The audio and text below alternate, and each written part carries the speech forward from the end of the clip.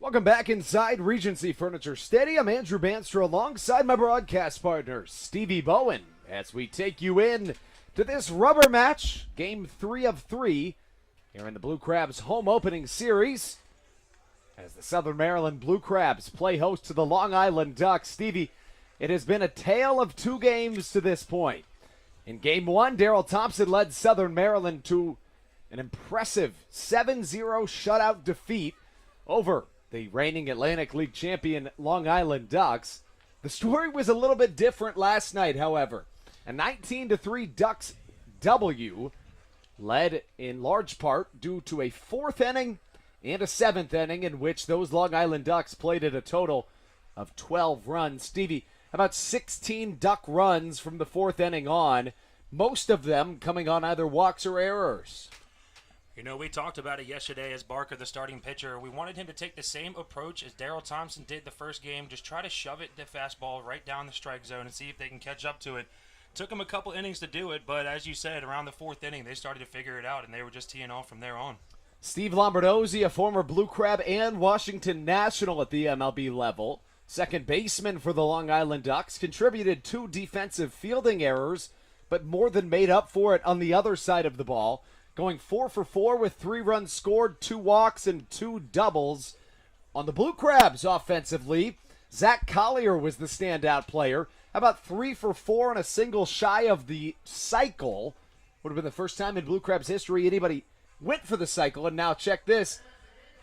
He could have had it in the ninth inning, theoretically, but he had a little bit more plate discipline than I might have wanted him to. We talked about it yesterday. That's why he's on the field playing professional baseball. If it was Certainly. you and I out there, we're swinging trying to get that single. That's all he needed.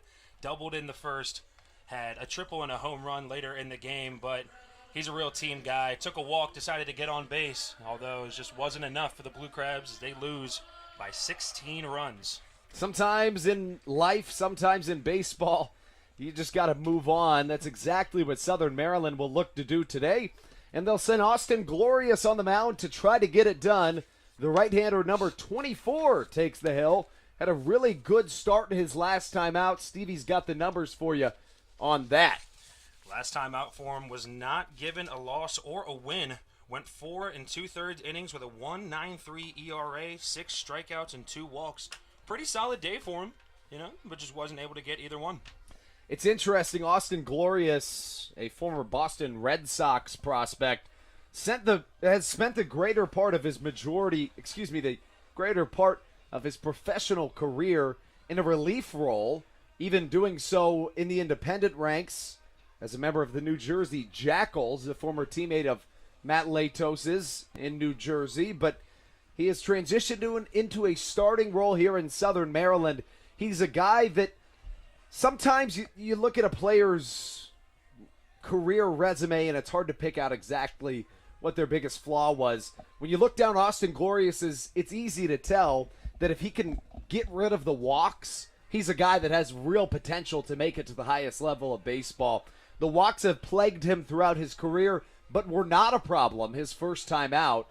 How many walks did he have that night? Only 2 walks in his first start on the last day of May against West Virginia. Had 3 runs that game given up as well, but only 1 of them being earned. Glorious, the right-hander, will take on a newcomer into this lineup card, being that originally MLB veteran Vin Mazzaro was slated to make a start for the Ducks. This morning he was a late scratch. Instead, taking his place will be a right-hander, number 31, Brendan Feldman. Feldman comes into this contest, and Stevie's got a couple of numbers on him. Feldman played June 1st against West Virginia, just like Austin Glorious. Had himself 5 full innings with a 3.60 ERA, gave up 3 runs, 2 of them earned off of 5 hits. Only 1 walk for him in those 5 innings and 2 strikeouts. Seems like the kind of guy that's going to make you put the bat on the ball and likes the defense he has behind him, and they can make the play. We talked about the errors. We talked about the walks last night. Southern Maryland's pitching staff tossed double digits walks, as well as allowing a total of 17 hits. In addition, no hits batsmen, but at the same time, you're going to let 27 guys on base. Bad things are most likely going to happen, and they did. it got to a point for Long Island last night in which they were just feeling more comfortable than Southern Maryland would have liked them to at the plate. Things really fell apart in the top of the fourth inning. Blake Bivens didn't record out a lot of hits, 6 runs, all of them earned on 5 walks.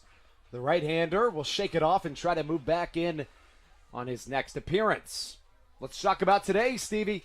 As the Blue Crabs are about to take the field, let's run you through today's starting lineups right here on the Hometown Real Estate Broadcast Network. We'll kick it off with the Blue Crabs starting lineup. Leading off, the center fielder, number 8, Zach Collier. 3 for 4 last night and a single shy of the cycle. Batting second, the second baseman, Kent Blackstone. Batting third, the designated hitter, number 9, Dario Pisano. In the cleanup spot, the third baseman, number 7, Josh McAdams. Batting fifth, the first baseman, number 15, Alex Crosby. He went 2 for 2 last night. Batting sixth, the left fielder, the hero of Game 1 of this series, the left fielder, number 11, Jake Lucci. Batting seventh, the catcher who's really earned his stripes to this point in the young season, number 2, Jake Marshall. Batting eighth, the right fielder, number 23, Will Decker. He subbed in late into last night's game at the right field position and starts today's contest the same. Rounding out the Blue Crabs lineup, the shortstop, number 12, Michael Baca, made his Blue Crabs debut yesterday, struggled defensively, and will look to rebound here in today's contest. Southern Maryland enters the game with a 3-6 record, 2 back of the Atlantic League North Division leading Lancaster Barnstormers, who had a barn burner last night with their interstate rival York Revolution. That one went down, I believe it was 10-9 was the final score. The starting lineup for the opposing Long Island Ducks reads as follows. Leading off, the right fielder, number 14, Johnny Turbo. Batting second, the second baseman, number 2, Steve Lombardosi, who has not been friendly to his former team of late. In 2019, Steve Lombardosi hit .351 against the Blue Crabs. Here in the early going of 2021, much of the same. Last night we mentioned 4 for 4, 2 walks drawn, 3 runs scored, and a pair of doubles for the MLB veteran. Batting third, the first baseman, number 26, Brock Stassi. Batting fourth, the shortstop, number 9, Ryan Jackson. Jackson, the hit leader on that Long Island Ducks offense. How about a 400 hitter to this point in the season? Batting fifth, the catcher, number 33, Hector Sanchez. He's followed by the center fielder, number 15, a fellow switch hitter, Ray Fuentes. In the 7-hole, the designated hitter, Sal Giardina. Batting eighth, the left fielder, number 17, Clint Freeman. And batting ninth, the third baseman, number 25, Jesse Berardi, as your Southern Maryland Blue Crabs take the field right here at Regency Furniture Stadium. We will take a break for the national anthem and be right back on the other end of this break. You're listening to the Hometown Real Estate Broadcast Network.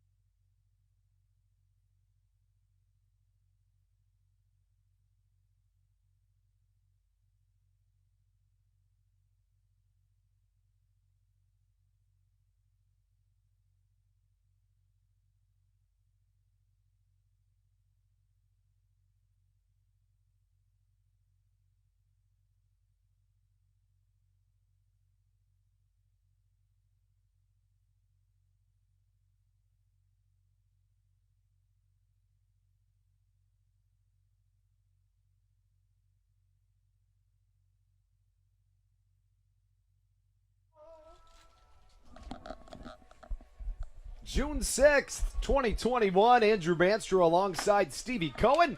We take you through the rubber match. Make that Bowen, excuse me. I'm sorry, Stevie, still getting in the groove of things. That's all right. I used to work with a broadcast partner named Alex Cohen. Okay. That's fair. Pretty close. Only one letter off in the list of letters in the alphabet, so, I mean, you weren't too far off. The Blue Crabs aren't too far off of taking this home opening series against the Long Island Ducks. Each game at one apiece. It was a 19-3 Ducks win last night, but a win's a win, a loss is a loss. Southern Maryland looking to take this home opening series, and they'll send Austin Glorious to the mound to do it. Glorious wears number 24 on the back of his Maryland-themed jerseys. And I like those jerseys so much, Stevie. Why don't we toss them right up onto the screen? Fans, you'll see these brand new Maryland-themed jerseys. Red, Blue Crabs jersey. And you'll see very close. I beg your pardon. It looks like we may have had a little bit of a malfunction there with our audio, but we're back. Showing you the jerseys the Blue Crabs are wearing today. Red jerseys with the Maryland flag-themed stripes around the end of the sleeves. As we take you into the top of the first, Long Island Ducks here at the home of the Southern Maryland Blue Crabs. Regency Furniture Stadium, live from the Bayonet Press Box, right here on the Hometown Real Estate Broadcast Network. We get you going here in the top of the first inning. Johnny Turbo leads things off for the visiting Long Island Ducks. And the first pitch of the day, well struck, well foul. Nearly hits the foul, make that the light pole. And does hit a car out there in the parking lot. It was not yours. That's good. I am not parked on that side of the stadium today, so very thankful for that. 0-1 the count here early.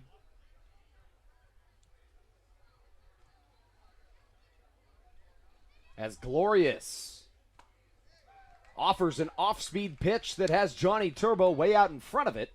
The count, no balls, 2 strikes. I like Turbo's approach here. Really aggressive at the plate, trying to start off where they left off last night in that big win. Glorious rears back, another off-speed right over our heads here in the Bayonet press box. And we'll stay at a no-ball, 2-strike count. So nice job by Austin Glorious so far. Really just attacking the zone in this at-bat. Staying in this 0-2 count early. Last night, Johnny Turbo went 2 for 7, 3 runs scored, a homer, and 3 RBIs. Comes into today's contest hitting .233. Fastball overpowers Turbo, who just gets a piece of it.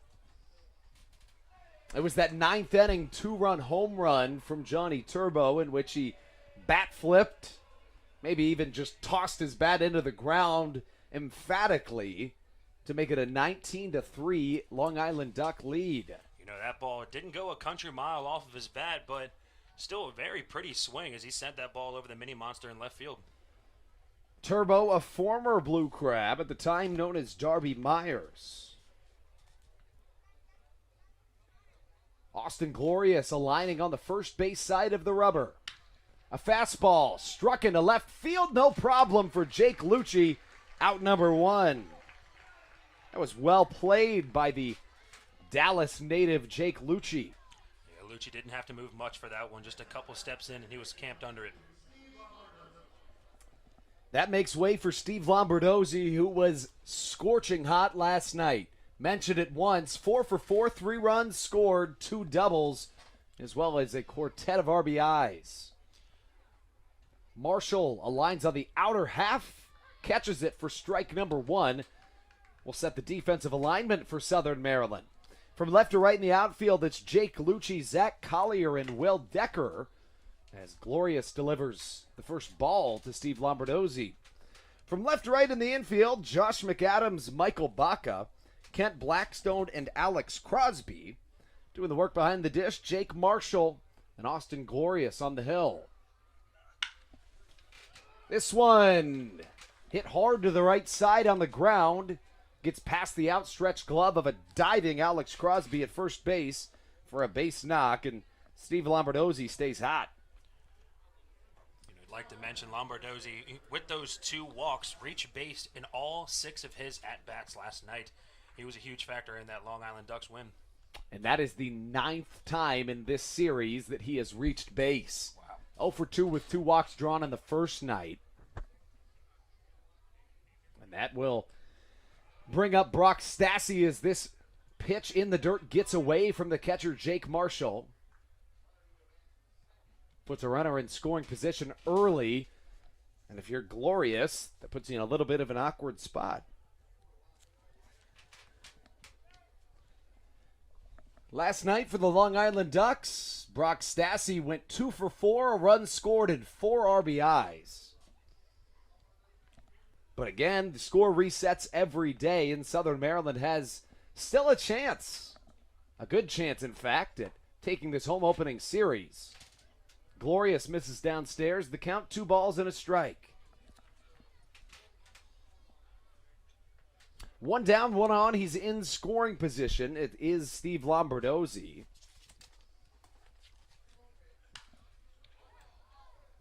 The 2-0 slap foul make it 2-1 now. As Jake Marshall and the home plate umpire will go have a word with Austin Glorious. Anything you could see that you think that may have been about, that plate meeting? That may have been the shortest mound meeting I've ever seen.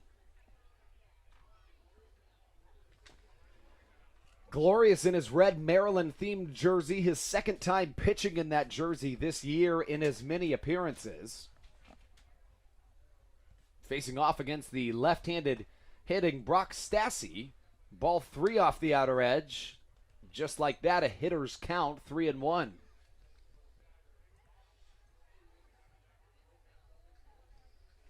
Glorious trying to work some magic and work out of a first inning jam. 2-seamer catches the outer edge. Brock Stassi thought for sure it was ball number 4. In fact, got rid of his bat. He'll have to go pick it up and face off in a full count against Austin Glorious. You know, being a former baseball player, that might be one of the most embarrassing things to happen on the field. Not a huge deal there, but not a great thing to see, having to jog back, grab your bat, and get in the batter's box now with a 3-2 count. You know, and the other interesting part about that is that sometimes you may think with a non-electronic strike zone, throwing your bat like that may get the umpire to maybe change his mind a little bit. So maybe a little bit of habit there from Stassi as he extends this at bat once more.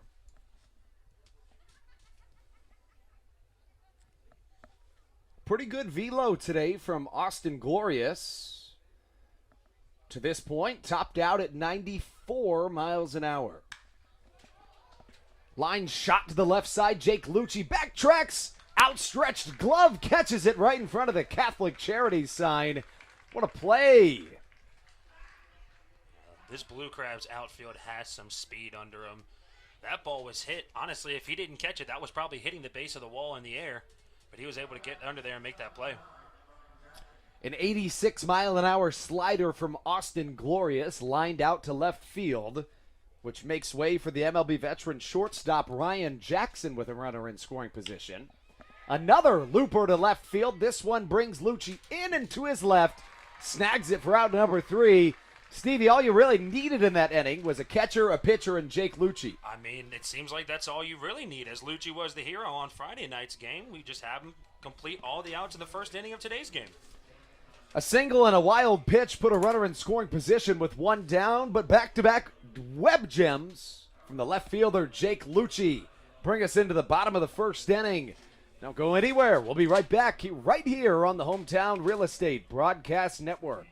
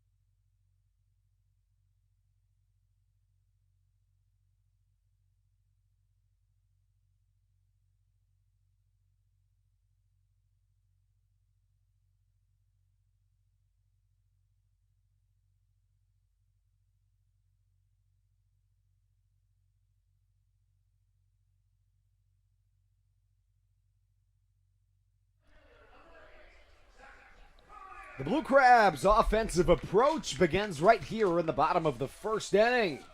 Here on the Hometown Real Estate Broadcast Network, live from the Baynet Press Box at Regency Furniture Stadium. Zach Collier steps up to the plate. Last night, 3 for 4, a triple, a double, and a homer. Walked in the 9th inning, a single shy of the cycle. On the mound for the Long Island Ducks, right-hander 6'4", Brendan Feldman. First pitch he tosses of the day, misses upstairs, 1-0 the count. That was one of those pitches where the catcher Sanchez took a minute, had to look at the umpire to make sure it didn't call a strike because that one was close. After this pitch, Stevie has the numbers on the right-hander Brendan Feldman. As Collier chops one foul, the count evens.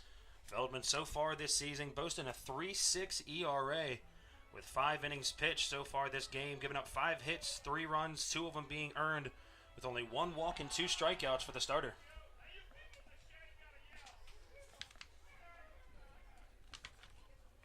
Collier awaiting the 1-1 delivery.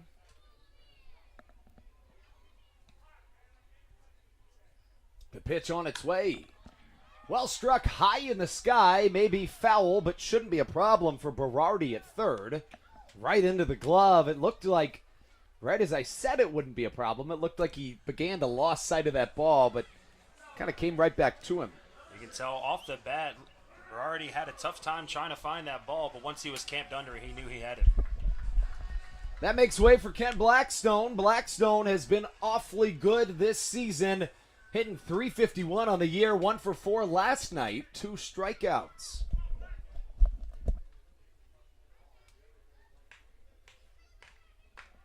Fans clapping here at Regency Furniture Stadium as Feldman delivers the first pitch to Blackstone. Hot shot right up the middle for a single. A good ball there by Blackstone, perfectly putting that one up the middle. Is now coming to the plate, the designated hitter number 9, Dario Pisano. Pisano last night 2 for 4 with a walk. He looks to move Blackstone over, trying to get these Blue Crabs on the board early in the bottom of the first. Blackstone's single raises the average even more. He has been on fire to begin this season. Brendan Feldman has thrown just 1 pitch over 90 miles an hour, but is hovering right at that mark. Pisano sees Blackstone steal on the pitch, tries to dodge the tag with the slide, but is thrown out by the MLB veteran catcher Hector Sanchez. Beautiful pop time by Sanchez behind the plate. Blackstone almost got around that tag as he tried to swipe the right side of the bag, but another good tag as well from Jackson at shortstop. I do like the idea, though, because there was a time when the Blue Crabs were a team that didn't bunt and didn't steal a ton of bases. That was prior to Stan Clyburn. You got to be aggressive against some of these good teams. You know, as we know, the Long Island Ducks, reigning champions of this league, you got to be as aggressive when you can. Dario Pisano wears number 9 on the back of the jersey. A Boston area native, awaiting the pitch from Feldman. Curveball misses the lower end of the zone, and the count 2-0.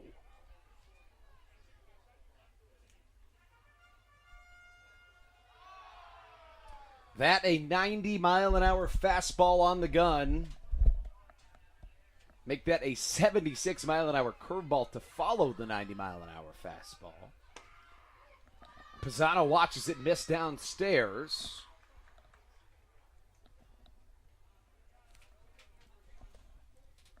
And the count 3 balls and a strike.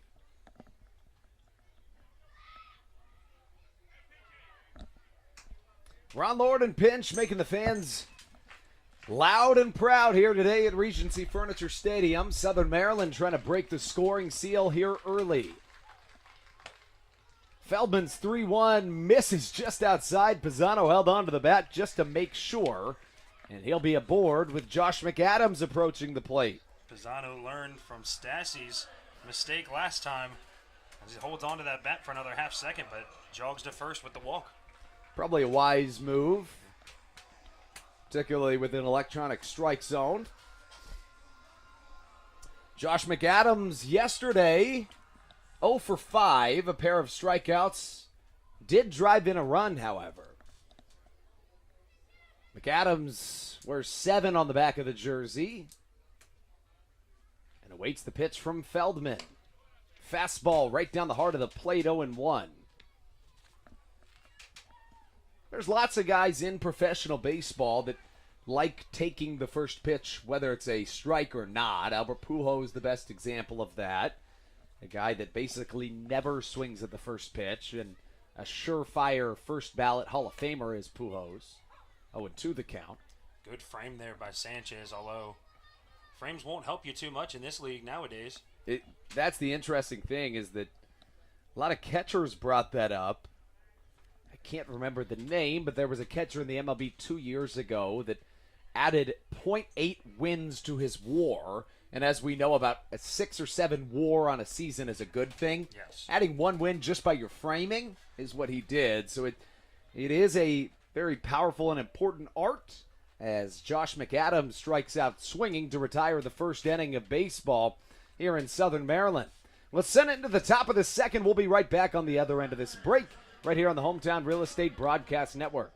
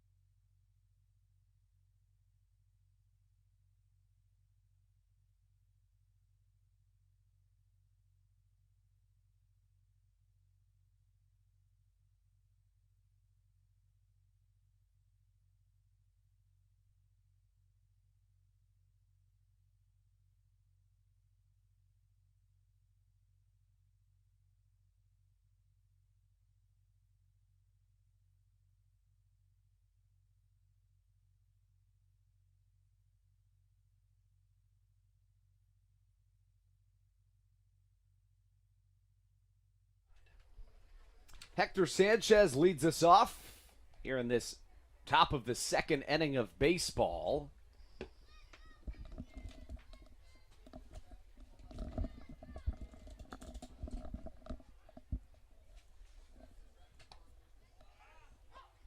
First pitch called strike from Austin Glorious to Hector Sanchez.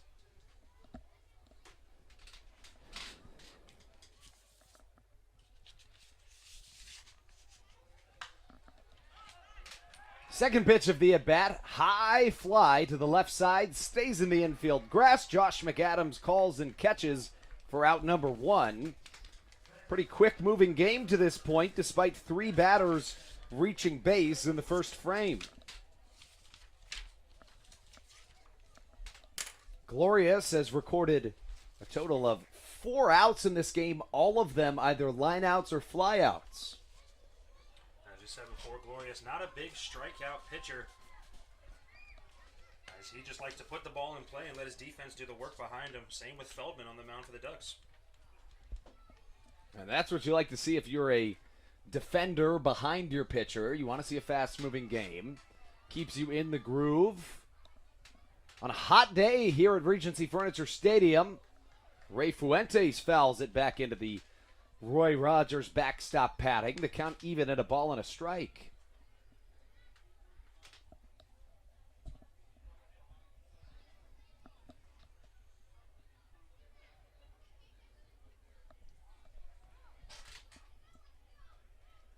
Showing bunt is the MLB veteran Ray Fuentes. He was a member of that 2019 Atlantic League Championship run by the Long Island Ducks. A switch-hitting outfielder. Playing center today. Hot shot to the right side. Alex Crosby gets it himself of covering Austin Glorious. Not in time. A little bit of miscommunication between Crosby and Blackstone. Crosby went over, cut Blackstone off for that ball. Looked like Blackstone was able to be right in front of it and make the play himself, but those split-second decisions, Crosby already went for the ball. Too late to go back to the bag now, and Glorious was unable to get there in time to make the play at first. Sal Giardina, the designated hitter, steps up to the plate. It is interesting considering that Blackstone played short most games this season. First pitch strike swinging to Giardina. Crosby, not the everyday first baseman. Dario Pisano gets the day off from the field as a designated hitter. So not too much camaraderie, not too much experience working together for those two. A ball and make that no balls, 2 strikes the count.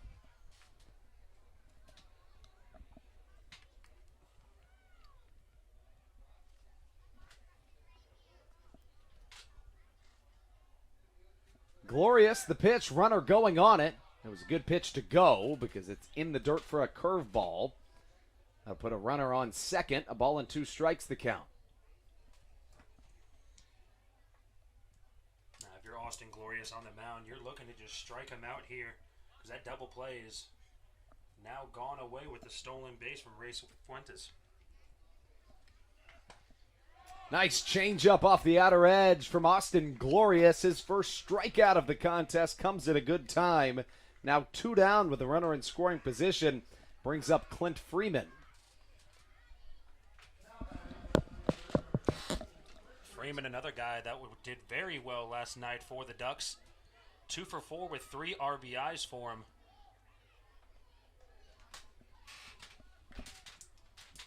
Freeman bats left, throws left, faces off against the right-hander Austin Glorious. His first pitch in the dirt misses for ball number 1. So far this game, we've seen a lot of overextension for Austin Glorious. A lot of balls falling in the dirt. He's unable to locate some of these curveballs.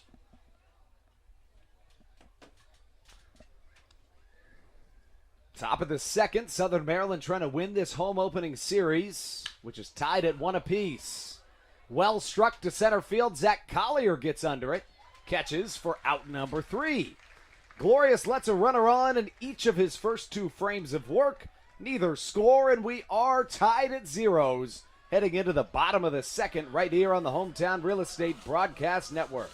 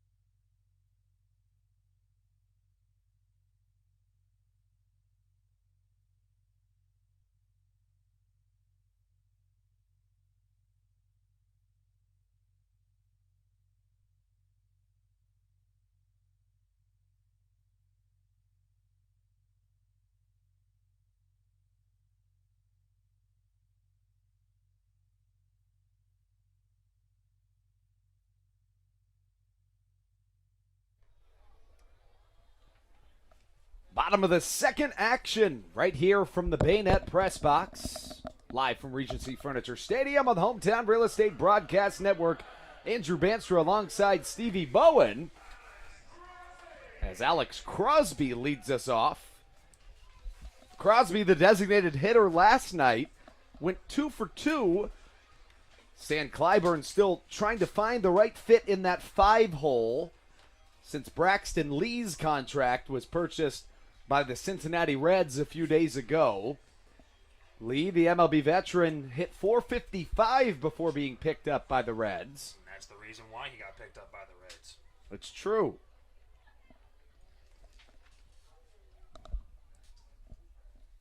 Here comes Brendan Feldman. First pitch high, chopped back into the screen.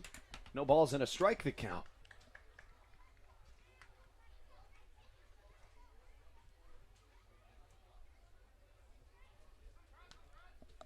Crosby, number 15 on the back of his red Maryland-themed jersey. A hot day here in Waldorf. 1-1 the count.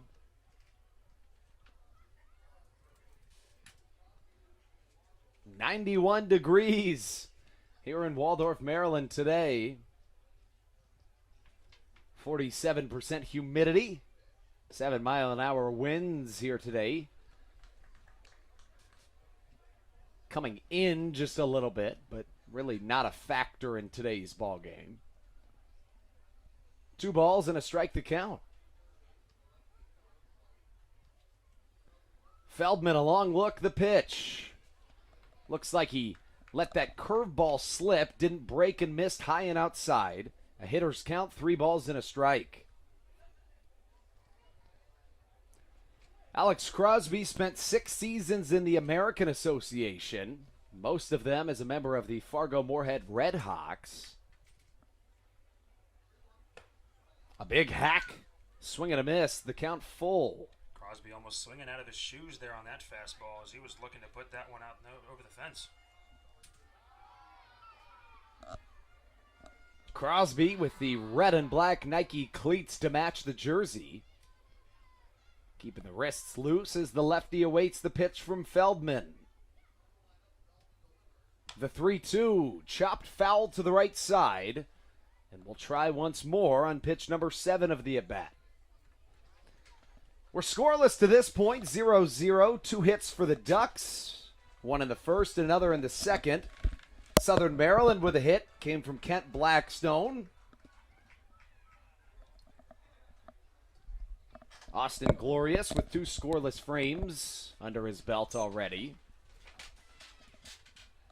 The pitch from Feldman. Comes in and hits Alex Crosby. The Blue Crabs fans and dugout have a thing to say or two, but I don't think it was intentional whatsoever. No, to be honest, if that ball didn't hit him, that would have been a pretty well-placed ball by Feldman. Trying to come right on the inner half of that, trying to get Crosby to swing at an inside fastball, but it just ran a little too far inside and got him right on the elbow in the shoulder area. Jake Lucci comes up to the plate. Last night, Lucci went 0 for 4, saw his batting average dip south of 200 at 190. In the home opener, back on Friday, he had a big-time double to score 2. Has been hitless since. Southern Maryland won the series opener in this one by a score of 7-0. Last night, a different story as the Ducks came back with a vengeance, a 19-3 victory over Southern Maryland. After that first pitch called strike against Lucci, you see a lot of these batters still getting used to the electronic strike zone as he thought that one was a ball, but the umpire can't make the call behind the plate. Feldman's pitch. Ground ball up the middle. Lombardosi to second. Jackson fires to first to complete the 4-6-3 double play. And the Ducks defense swallows the Blue Crabs' chance at a no-out rally. 2 down brings up Jake Marshall. As Marshall comes up to the plate, hitting .500 in limited opportunities this season. Last night, Marshall came in the game to pinch hit for Dalton Geeky. Just 0 for 1 on the night as he gets the start here behind the dish.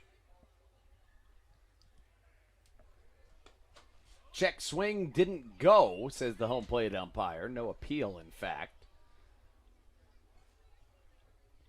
1-0 the count. To Jake Marshall, a DMV native. Should this inning continue, Will Decker and Michael Baca await. Marshall gets a piece of it. Caught the catcher Hector Sanchez in a place he did not want to be hit. Jake Marshall, a fellow catcher, can appreciate what that sensation is like and will give his counterpart some time to heal, as will the home plate umpire. Goes to have a conversation with Feldman. Wally Backman, the manager for the Long Island Ducks, alongside the athletic trainer for the Ducks, comes out to talk things over with their veteran catcher. That is not a place where you want to be hit. He can have all the time he needs to recoup himself. Sanchez going to take a couple minutes to try to feel a little bit better. What have you seen to this point in the contest, Stevie? Not a lot of action, but a couple runners in scoring position. Much cleaner defense than last night to this point. You're right about that, Andrew. Cleaner defense so far. I believe at this point of the game we saw one, maybe even two errors per team already to start off. As this game seems to be rolling along, a little different like last night. Just not a whole lot of action so far, just like you said. It's true. It's very reminiscent of the first game of this series, in which Southern Maryland and Long Island were scoreless through 4 until the Blue Crabs broke the scoring seal and never looked back. A 7-0 Southern Maryland victory in the series opener. Sanchez feeling better and will catch a couple pitches to make sure. Looks like he will be okay. Marshall looks like he's talking to Sanchez, saying, "I can feel your pain," as his fellow catcher steps back into the right-handed batter's box to continue a 1-1 count. The Feldman pitch on its way, fouled back into the screen again. And a count, a ball and 2 strikes. We mentioned Marshall, not too many appearances to this point in the season, but he certainly has made the most of the appearances he's gotten. Was a spring training invitee and later signed a contract with the Blue Crabs. 1-2 misses off the outer edge, evening the count. To this point of the season, Marshall 3 for 6 on the year. Make that 5 for 10 on the year. 2 runs scored, 3 RBIs, 2 walks drawn. Gives him a .583 on base percentage. Here's the 2-2. Hit hard to the left side through the 5.5 hole. Tony Gwynn would like that one, and the Blue Crabs have a little 2-out magic brewing. Jake Marshall, as you said, doing everything he can in the opportunities he's been given so far this season, and he's been on a tear. That paves the way for Will Decker to try to continue this inning. Decker really struggled to open the season, but has showed promise since. Began the campaign 0 for 20, but is 2 for 4 since. Somewhat understandable that Decker would take a little bit of time getting back into the groove. He last played professional baseball in 2018. So most of these guys struggling after an off year. He has an off 2 years. Right. Marshall, also a DMV native, awaits in the left-handed batter's box. The Feldman pitch. Check swing. Did he go? Yes, says the home plate umpire. And the count evens at a ball and a strike. It looked like the field umpire out there waved his hand safe as if he didn't go around. I'm not sure if he is able to call off that home plate umpire. And we'll await a confirmation on that. See if the home plate umpire allows his counterpart to overrule him. The Feldman delivery hit well to the right side, but not deep enough. The right fielder coming under it. Johnny Turbo puts it in the back of his mitt for out number 3. 2 hits for either side to this point in the contest have not proven to score any runs. We head into the top of the 3rd with a scoreless ball game right here on the Hometown Real Estate Broadcast Network.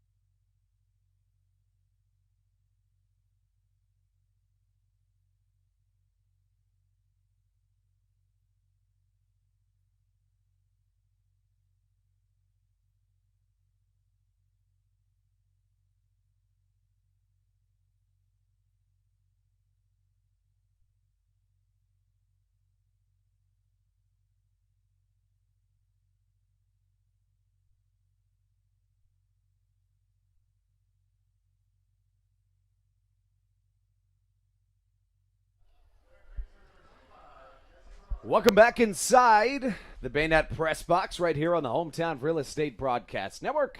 Andrew Banstra taking you through the top of the 3rd inning of action.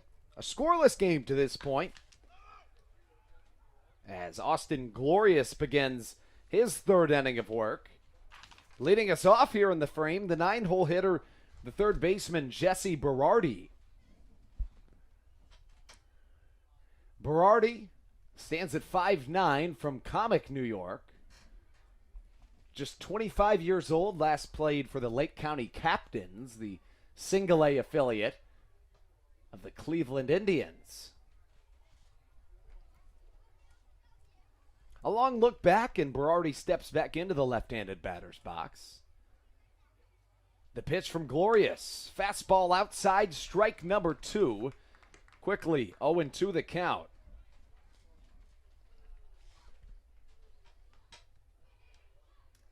Glorious has been masterful to this point, tiptoeing around danger time and time again as this ball is struck to the left side. A liner right into the glove of Jake Lucci for out number 1.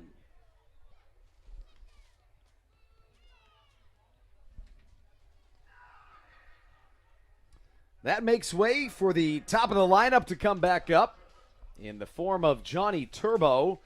The right fielder, number 14, lined out to the left fielder, Jake Lucci, his first time up to begin this contest.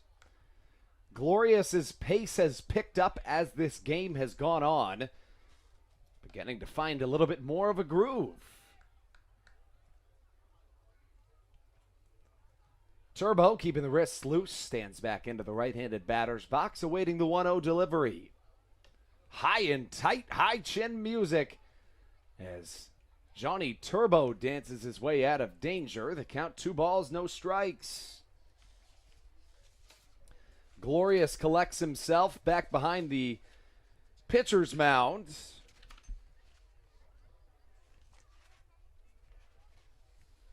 Turbo last night 2 for 7 with a homer and 3 RBIs.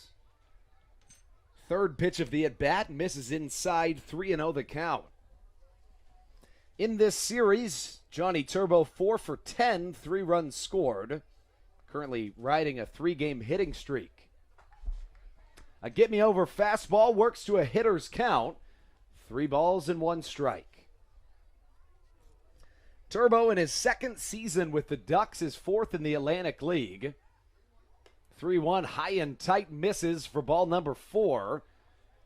As a 1-out walk puts a runner at first for Steve Lombardosi, who has been masterful to this point in the series.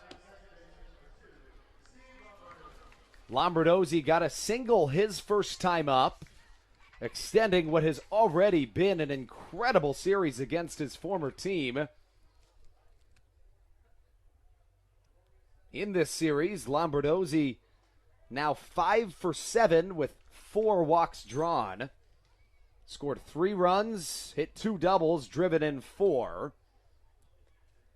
Was pretty good against the Blue Crabs in 2019 as well.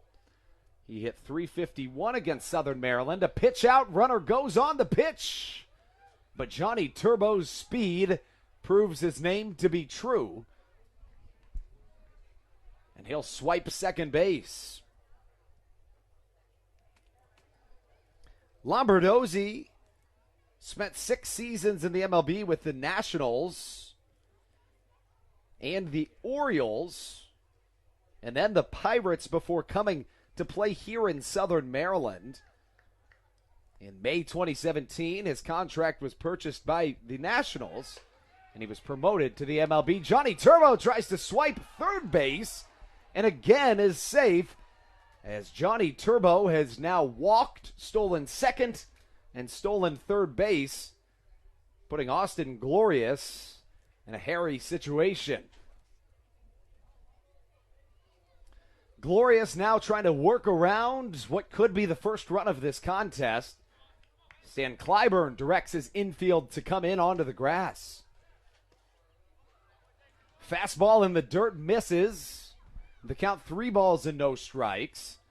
And with a hot batsman like Steve Lombardosi and an unoccupied first base, you'd have to imagine that a walk in this situation might not be the worst thing in this world. It would set up the force out at second with the first baseman Brock Stassi coming up, and that's exactly what Austin Glorious does. Look to intentionally not allow that pitch to get close to the zone. So we've got 1 down, runners on the corners after Johnny Turbo walked, stole second and third. Turbo proving his speed, of course stealing third, no easy feat, but stole second on a pitch out.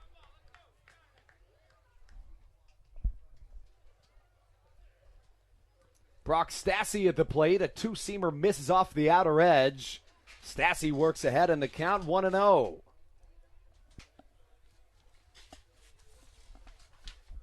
Stassi in the series 4 for 8 with 3 doubles and 4 RBIs. Last night was 2 for 4, drove in 4 runs.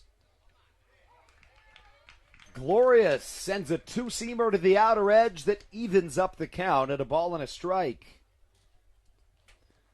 Stassi in his first season with the Ducks, his second in the Atlantic League.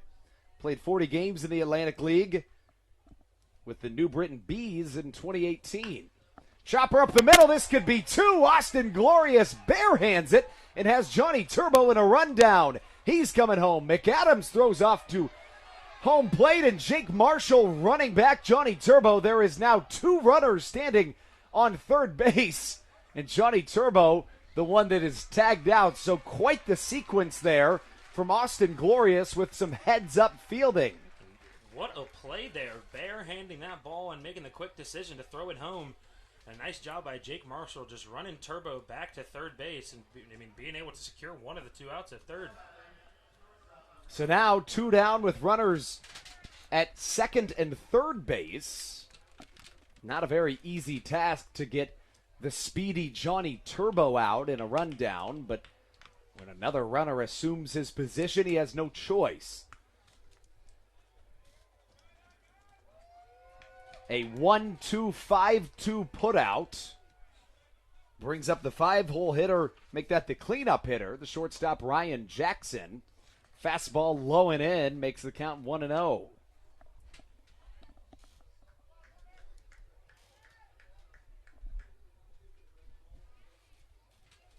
Glorious again trying to work his way out of a jam here early. There's a runner on third with 1 down. He walked Lombardosi, had a beautiful play, and now a chopper to the shortstop, Michael Baca. His throw to first in time, and Austin Glorious tiptoes his way around danger. What an inning from Glorious, highlighted by not even a web gem, rather just a defensive gem, I would say. Overall good play made by Austin Glorious. Certainly a barehanded play led to a rundown. Southern Maryland keeping the Ducks off the board as we take you into the bottom of the third inning right here on the Hometown Real Estate Broadcast Network.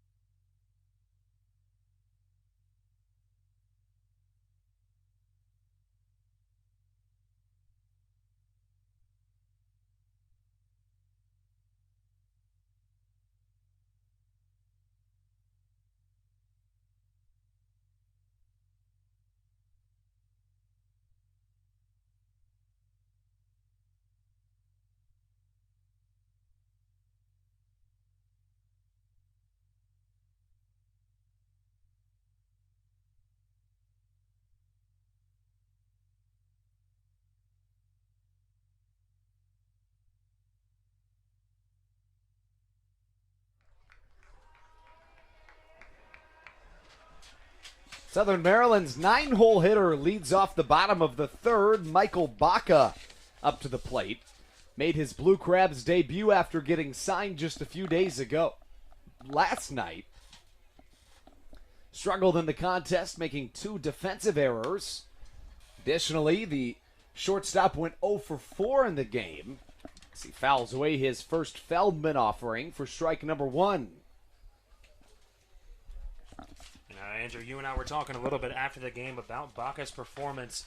Not really the one you want on your first game with this team, but let's just chalk it up to first game jitters and see what he can do in his second game with the Blue Crabs. And there he is. Let's call it first base. Make that first game jitters as Michael Baca slaps one into right field the opposite way for a leadoff base hit for Southern Maryland. That brings up Zach Collier. Collier yesterday, a masterful performance. 3 for 4, a single shy of the cycle. Pretty tough to come off a incredible performance like that. Looking around the Atlantic League, the Barnstormers on top of the York Revolution early by a score of 3-12. Collier 0 for 1 to this point in the contest. Pickoff move to first, not in time. Haven't seen enough of Baca to know whether he's a stolen base threat, but just simply based off the fact that he was thinking about trying to take two on just a ground ball down the first base line. You'd have to think that he's got some speed to him. A smaller frame for Baca. And another pickoff move, so Brendan Feldman might have some information that we do not. I'd say this is the first time we've seen Baca on the base pass, so we'll see after his first attempt if he's a stolen base guy or not. Baca playing shortstop today for the Southern Maryland Blue Crabs for the second game in as many days. Collier shows bunt but pulls back. Home plate umpire thinks that it was a good decision to pull back, as Collier continues to work his at-bat.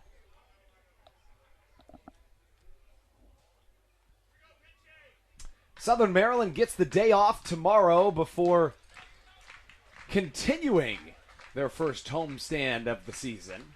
Collier shows bunt again, but a curveball misses. Good plate discipline from the former Washington Nationals prospect.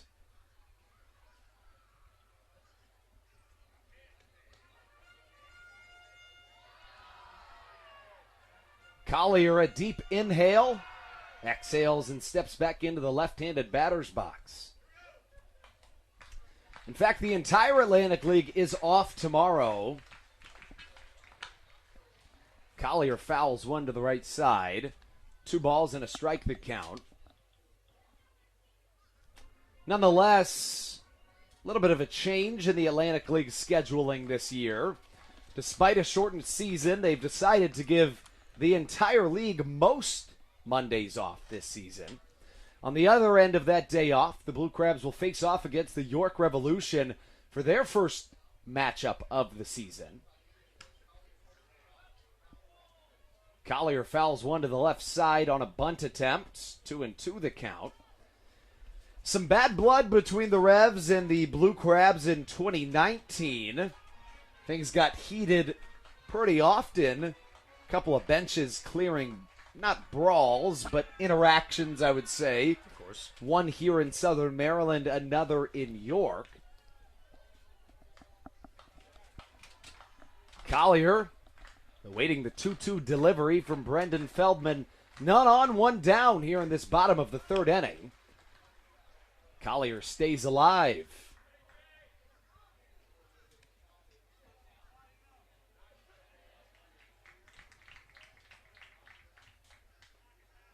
Collier has thrown 35 pitches to this point in the contest.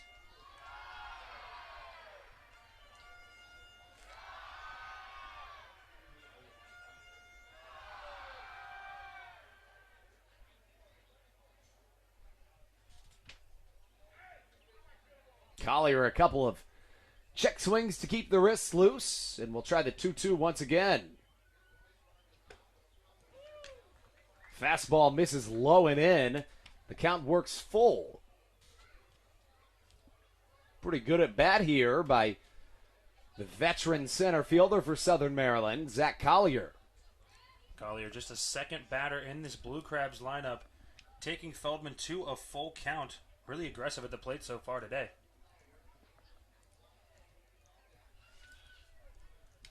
Feldman, a long set and a look back to first. Pickoff attempt not in time. Pitch number 7 of this at bat will have to wait.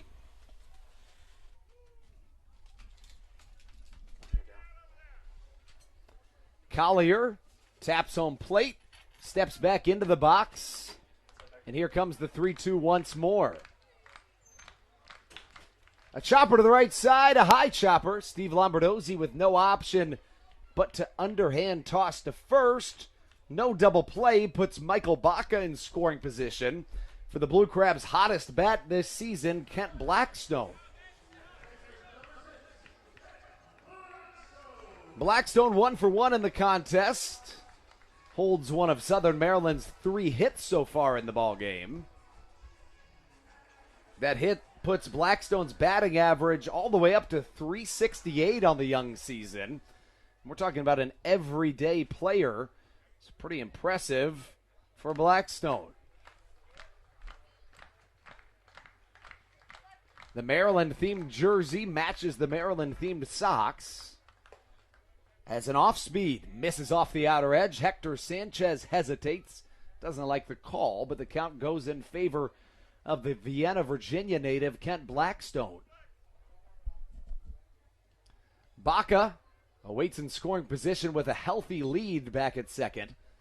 Feldman has attempted 4 pickoff moves to Baca alone in this inning.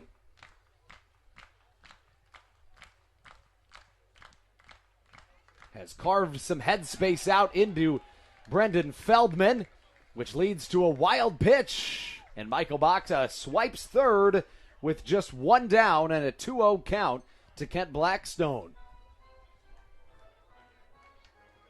Baca's speed and aggressive base running has earned him third base here in this bottom of the third inning, just 90 feet away from representing what could be the first run of this ball game. Southern Maryland scored first in each of the first 2 matchups in this series. The pitch to Blackstone outside, the count 3-0.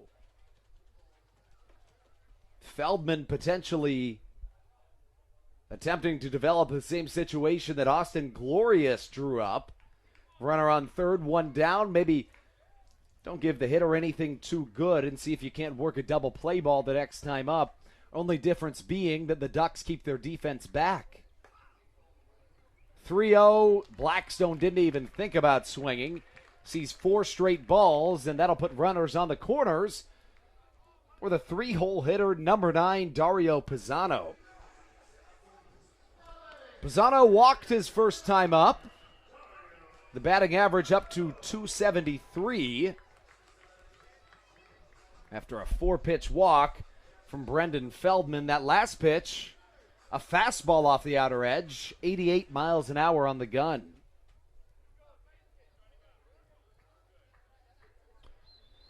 Runners on the corners for Dario Pisano, who awaits his first Feldman offering. This pitch misses inside in favor of Dario Pisano. The count 1-0.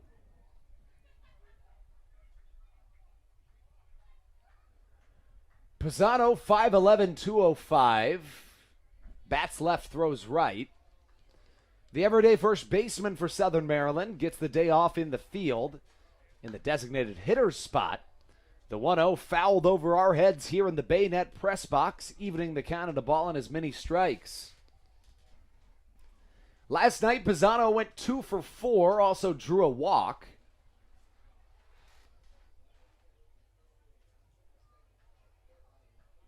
Last night's contest lasted 3 hours, 24 minutes in front of 2,897 fans here at Regency Furniture Stadium. First swing of the at-bat. Past the swinging bat of Dario Pisano, 1-2 the count.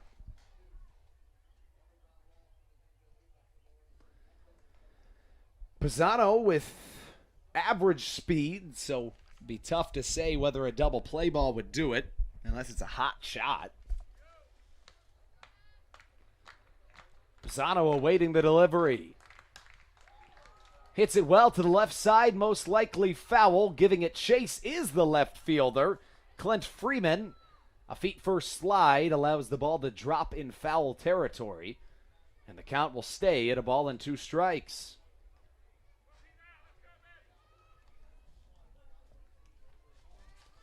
Pisano started the season on a tear, cooled off for a bit, but has picked up things of late. He's in his 10th season of professional baseball, his first with the Blue Crabs, and his second in the Atlantic League. Made his Atlantic League debut as a member of the Somerset Patriots, who are now the AA affiliate of the New York Yankees. Currently have Zach Britton throwing for them on their roster as he's on a rehab stint. The 1-2 once again, softly chopped to the right side, just staying alive is Dario Pisano. And the Blue Crabs have really made The starting pitcher for the Ducks, Brendan Feldman, worked this evening.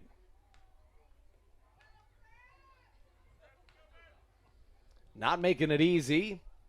Feldman has thrown 48 pitches, his 49th awaiting on a 1-2 count to Dario Pisano. The potential first run of the game stands 90 feet away from first as Pisano once again fouls one away. Pisano played 8 seasons and over 700 games in affiliated baseball, reaching as high as AAA. Pisano led the Appalachian League in batting average, .356, in 2012, and was named a postseason and MILB organizational all-star in that 2012 season.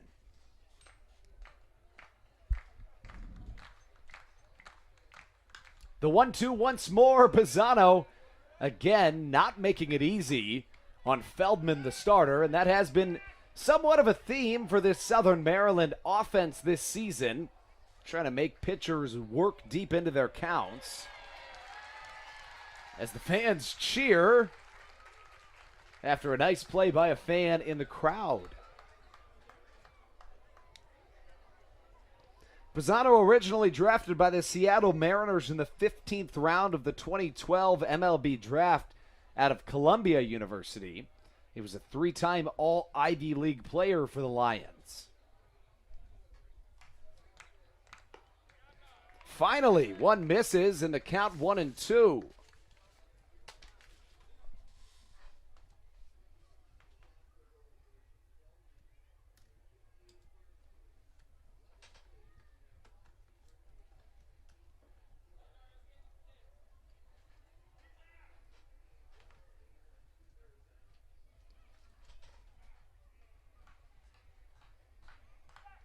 A check back to first, not in time, as Feldman just trying to regain some sort of normalcy in this at-bat.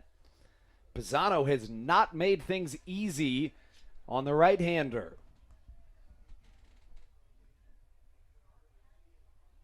Feldman reached as high as AAA in his professional career as Pisano hits one hard to the second baseman. Lombardosi could be 2 and is.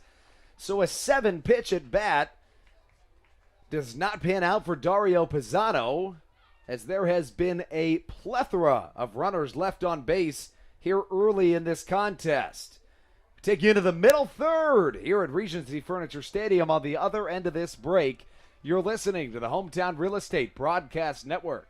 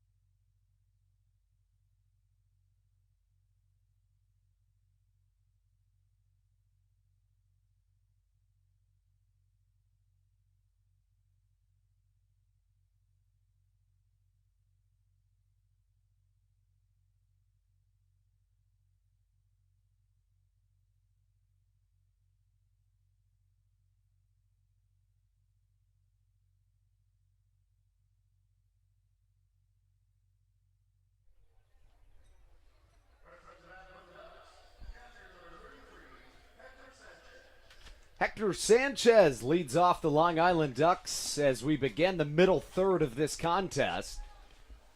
0-0 the score, 2 hits for the Ducks, 3 for the Blue Crabs. Either team in the second inning had a runner at third with just 1 down. Neither were able to score, however. The 1-0 hit hard to the right side, through the right side of the infield. And a leadoff single for Hector Sanchez. Hector Sanchez, first pitch swinging there, driving it perfectly in between Crosby and Blackstone over there in the right side of the infield. A lot of runners left on base to this point for either side. For the Ducks, they've left 8 on base through 3 innings of offense. Southern Maryland has left 6 on base. Curveball checked down to the third base umpire. Says Ray Fuentes did not go. And the count, a ball and no strikes. Austin Glorious working into his 4th inning. The 1-0 misses off the outer edge, and Fuentes with a 2-0 count. We mentioned one of the keys to this ball game, Stevie, would be whether Glorious was able to avoid any walks. To this point, he's been able to do that. Just 2 walks through 3 innings of action. As a foul ball heads its way into the Blue Crabs dugout. You know, it's a hot day for Pinch out there. I know he's a Crab and all. He's used to the hotter conditions, but nonetheless, still a hot one. It's true. 3 balls and a strike the count.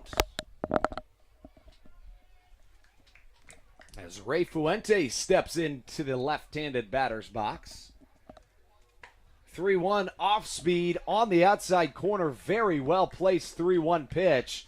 Not a whole lot you can do with that as a hitter. No, you said it. Very well placed ball there right on the outer half of the strike zone. Fuentes swings through the pitch. Runner goes. Hector Sanchez slides safely into second. So there was the strike him out, but not the throw him out. Runner into scoring position with 1 down. And it looked like Marshall might have had a chance at Sanchez going for second base, but that throw just a little bit too far to the left as Michael Baca had to reach behind him, was unable to make the tag. That makes way for Sal Giardina. The designated hitter wears number 24, and to this point, he's 0 for 1 with a strikeout. First pitch from Glorious, curveball downstairs, 1-0. Just 2 strikeouts to this point for Glorious. Fuentes and Giardina, the 2 victims. Off the end of the bat. Slapped backwards for a strike. The count, a ball and a strike. Seen a lot of runners left on base. That is the theme of the game to this point.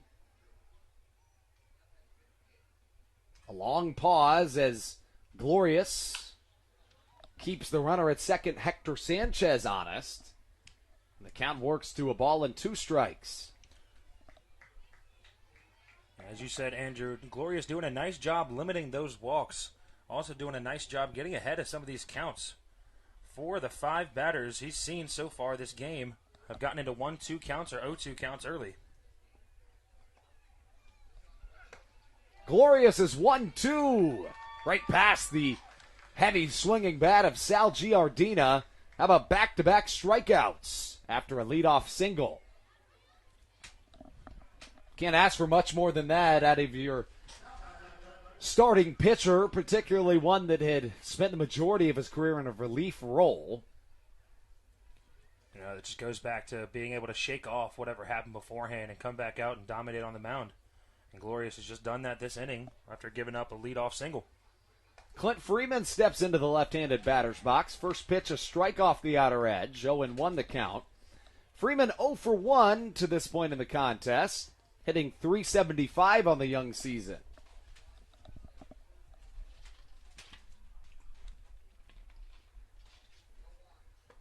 Freeman waves over an off-speed, ahead early as Austin Glorious. Stevie, this the 10th game of the Blue Crab season, meaning that if you can believe it, we're already at 12th of the way through. A sixth of the way through the first half. That's crazy. These games are going by quickly. Southern Maryland returns home on Tuesday to play host against the York Revolution. Another curveball, another swing and a miss. How about it? Austin Glorious striking out the side. Takes us into the bottom of the fourth right here on the Hometown Real Estate Broadcast Network.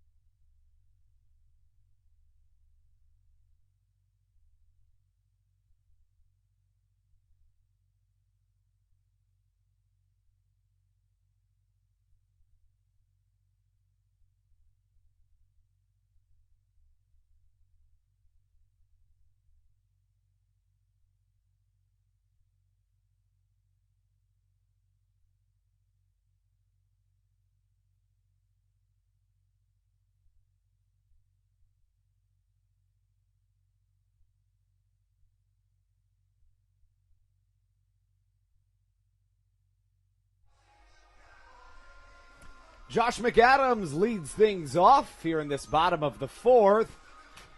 The story in game one of this series was just complete domination by the Blue Crabs, and the scripts flipped last night when the Ducks took down Southern Maryland 19-3.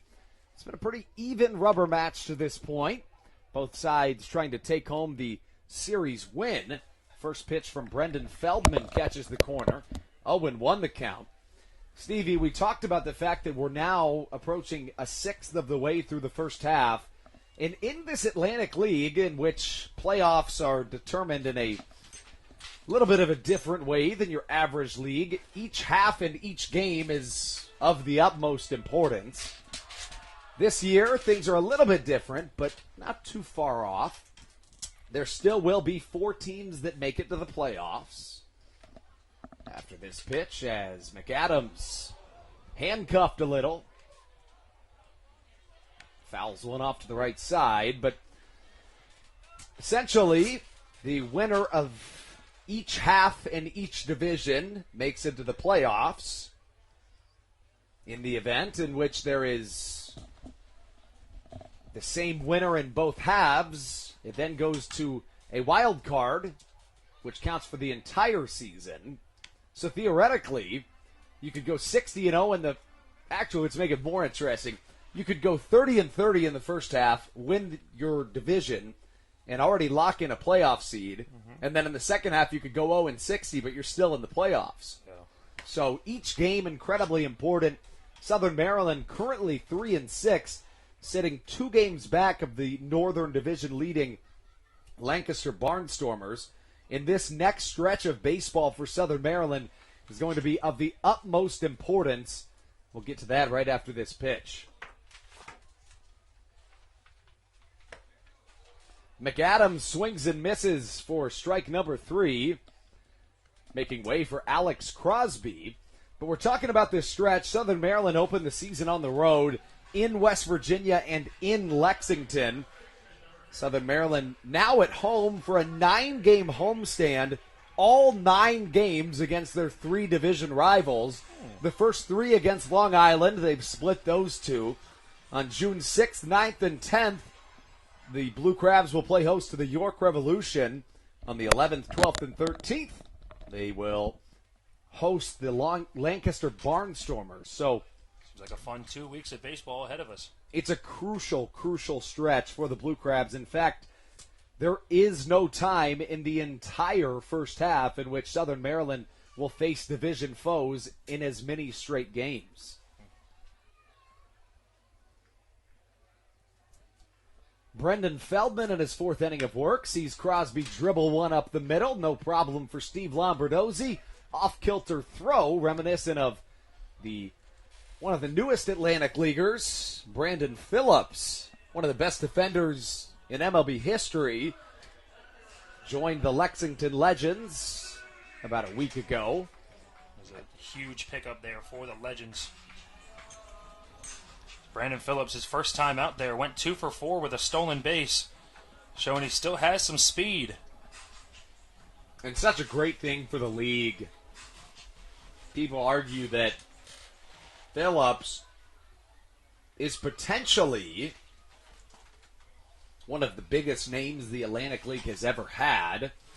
When you run down that list, you're looking at guys like Jose Canseco, Ricky Henderson, Eric Gagne, Matt Latos probably makes the cut.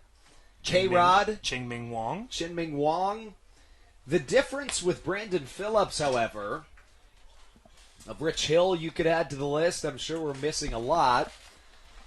The difference with Brandon Phillips that makes him of a little bit more excitement as opposed to some of the players on that list would be that Phillips likely is not going to get picked back up by an MLB organization. 38 years old, I believe, as Jake Lucci fouls one off. So he's probably with the Legends at least for the rest of the season. So we'll see a lot of the future Hall of Famer here in this 2021 Atlantic League Championship season. Roger Clemens makes the list too, certainly. Tracy McGrady, another. Interesting. I did not know Yes, that one. Tracy McGrady, the NBA player.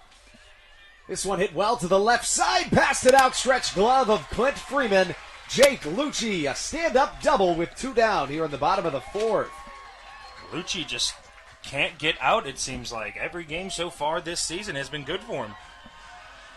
That brings up Jake Marshall. So you're probably wanting to hear the Tracy McGrady story. I actually was, Andrew. Thank you for backtracking to that. McGrady, probably 10 years ago, it was right after Clemens had his stint at 50 years old as a member of the Sugarland Skeeters alongside his son, Kobe Clemens. That's awesome.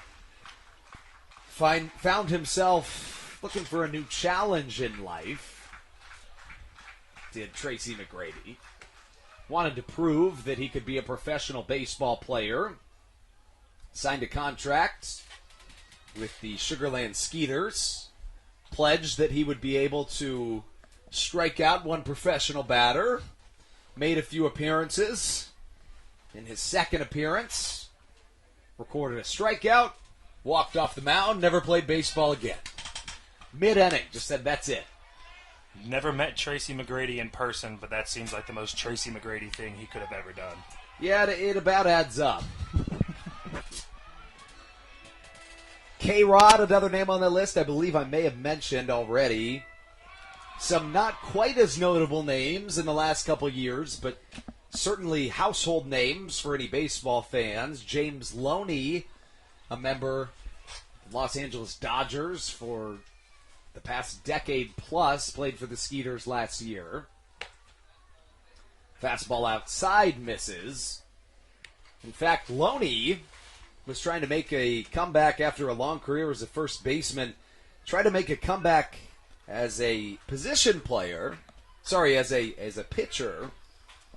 In his second game that he pitched in a 7-game series to open the 2019 season, Corey Vaughn hit a 450-foot home run off of James Loney. And then much like Tracy McGrady, he called that a career. That was the end of his pitching time.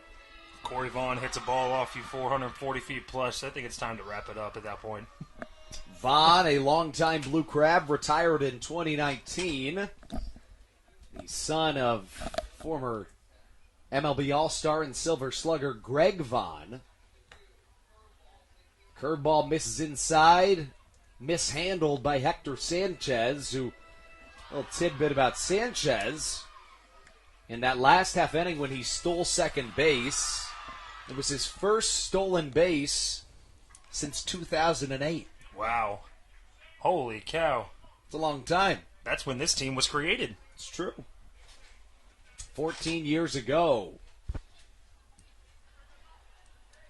That has to be a weird feeling going out there over a decade since your last stolen base and getting the first one back. The pitch struck into right field. This could be a run. Jake Marshall's single leads Jake Lucci home. The cutoff. No! Jake Lucci slides and pumps the fist. Southern Maryland on the board with a 2-out rally. Nice little backside piece there by by Jake Marshall. Able to bring Lucci in from second base on a close play at home, just able to slide his foot in there to be safe. How about a couple of guys that have really revived their careers here this year? Jake Lucci and Jake Marshall making a big imprint on this game, cracking the scoring seal as Will Decker steps into the left-handed batter's box. Decker awaits the first offering from Feldman. Well struck to the left side. Shouldn't be a problem for Clint Freeman, who ranges onto the warning track and catches it right in front of the manual scoreboard. But a 2-out double from Jake Lucci and some good speed on a bang-bang play at home leads to a Blue Crabs 1-0 lead here in a pivotal rubber match in Southern Maryland. A 1-0 ball game takes us into the top of the fifth right here on the Hometown Real Estate Broadcast Network.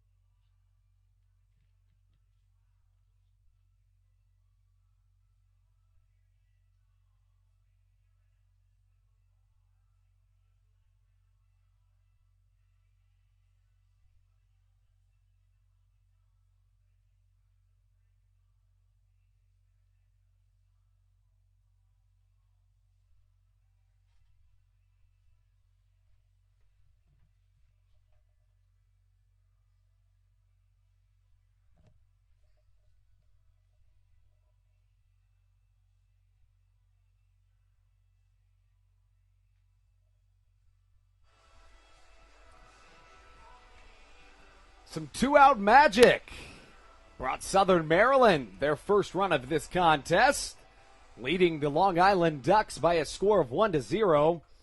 There's been a ton of runners left on base. I'd have to say the bottom of the fourth was about the last frame that I would have expected a run to be scored.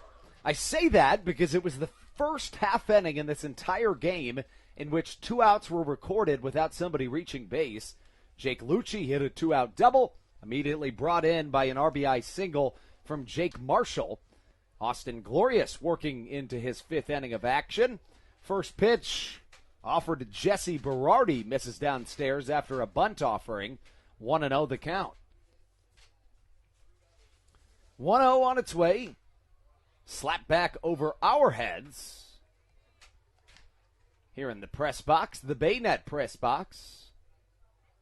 Southern Maryland's trusted source for all news forms, including entertainment. Chopper to the right side. Glorious takes it himself, mishandles it. I think he thought he had the ball in his glove, but on a bang-bang play like that, it's just going to happen. You know, there really isn't much you can do as a pitcher on one of those plays. The second baseman's a little too far away to get to it, so you just got to try to take it yourself, and he just mishandled it. Classic happening in sports in which you take your eye off the ball before you're able to corral it.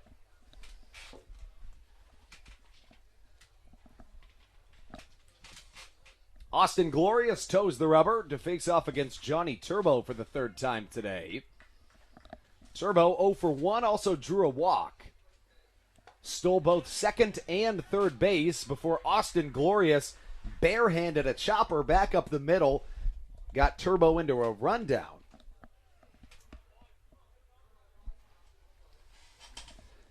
Josh McAdams thinking maybe a bunt may be in play as he plays the infield grass over on the third base side. A bunt is shown. Glorious fields it himself. Bobbles throws to first in time for out number one.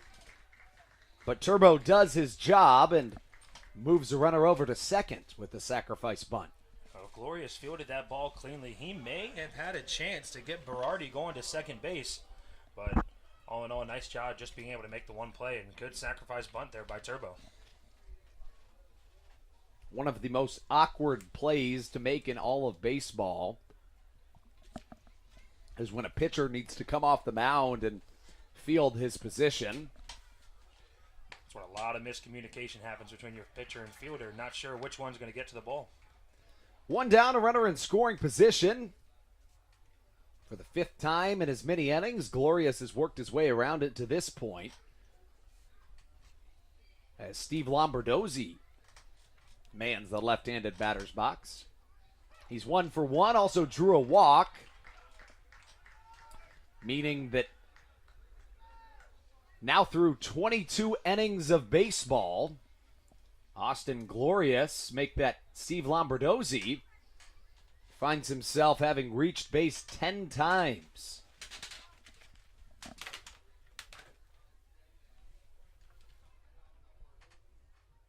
Lombardosi wears number 2 on the back of his gray and green jersey. This pitch hit well into right field. Shouldn't score a run, but will put runners on the corners. As the runner at second base was kind of thinking he might have to tag. Jesse Berardi wasn't sure exactly what would play out for the rest of that at-bat, which benefits the Blue Crabs and Austin Glorious, who now faces the Ducks' 3-hole hitter, the first baseman, number 26, Brock Stassi. Stassi, an MLB veteran, 0 for 2 to this point in the contest.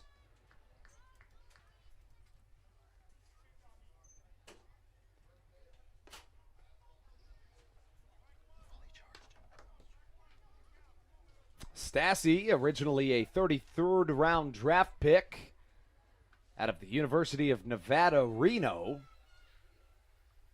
Bats left, throws left, made his MLB debut on April 3rd, 2017 at the age of 27, 4 years ago. That was as a member of the Philadelphia Phillies. His brother Max Stassi has been in the MLB since 2013, currently a member of the Los Angeles Angels. Now, we talked about Stassi last night. Tied for the most RBIs alongside Lombardosi with 4 of them last night. Played a big factor in that big win. There is tons of pairs of brothers that have made it to the MLB, but only 7 times in MLB history have a pair of twin brothers made it to the MLB. Can you name one of those 7? The Upton Brothers. The Upton Brothers. I don't know that they're twins, Are they not though. twins? They may be. I'm not sure. I was under the impression they were, but I may be completely wrong. What I can tell you is one of them is manning the field right now. Stan Clyburn and his brother Stu Clyburn, one of 7 pairs of twins to ever grace the field in the MLB. In fact, the pitcher-catcher battery played together in AAA. Also coached together at the AAA level later in their careers, as a walk loads the bases for the cleanup hitter Ryan Jackson. Jackson, to this point in the contest, 0 for 2, has left 3 runners on base. Glorious will be seeking out the double play ball. Could have one here, but it dribbles foul as Alex Crosby touches it in foul territory, making the count no balls and a strike here in the top of the 5th inning. We were scoreless through the first 7 frames of baseball, but in the bottom of the 4th, the Blue Crabs plated a run on a Jake Marshall RBI single. Glorious, a deep breath, and the pitch. Curveball in the dirt gets away from Jake Marshall, but he's able to smother it. And the count evens at a ball and a strike. 5 hits in this contest for the Blue Crabs, 4 for the Ducks. Southern Maryland has recorded an error. Last night's game was chock full of defensive miscues, 3 for either side. 2 by the Blue Crabs shortstop Michael Baca, and another 2 from the Duck second baseman Steve Lombardosi. 2 balls and a strike the count. Ryan Jackson, yet another MLB veteran on this roster. In fact, the 2nd, 3rd, 4th, 5th, and 6th batters in this Ducks lineup have all played in the MLB. It's about as close to a murderer's row lineup as you'll find in the Atlantic League.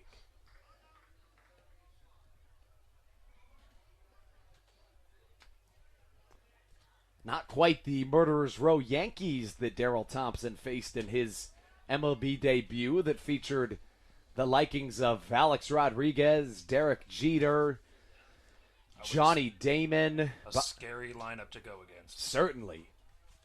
Jason Giambi, Bobby Abreu, Melky Cabrera. Even back then, that was early, maybe even prime Curtis Granderson as well. A little before Granderson's time, as the count runs full at 3 balls and 2 strikes. Jackson a liner to left. Lucci coming in on it. A dive! Did he come down with that baseball? Yes, indeed. What a play by Jake Lucci.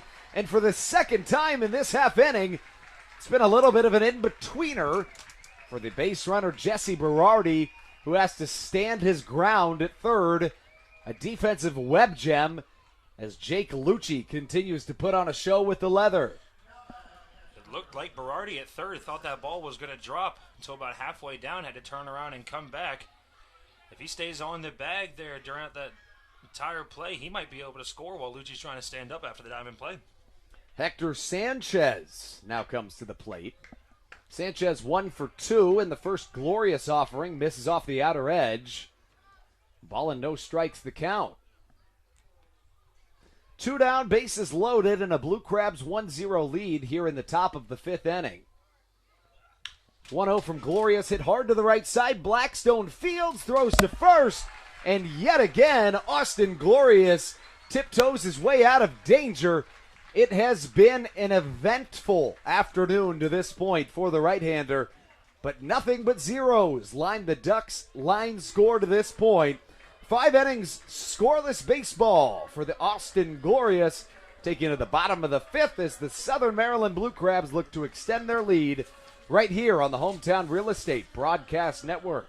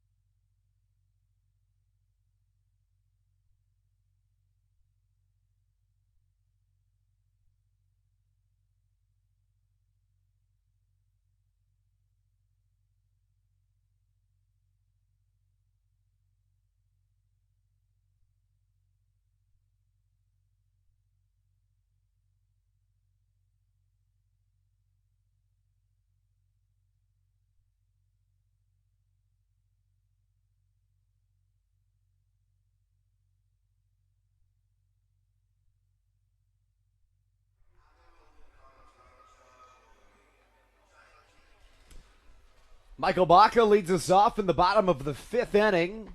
Southern Maryland on top of the Long Island Ducks 1-0. It has been a game in which runners have been plentiful, but runs have not. Baca pops one over to the right side. And I was unable to see the outcome of that play. Stevie, did you catch it? Looked like the first baseman was able to get over there and make the play on the right side for the first out of the inning. That flips the lineup back on top. Zach Collier comes to the plate. Collier 0 for 2 today. Batting average sitting at .318.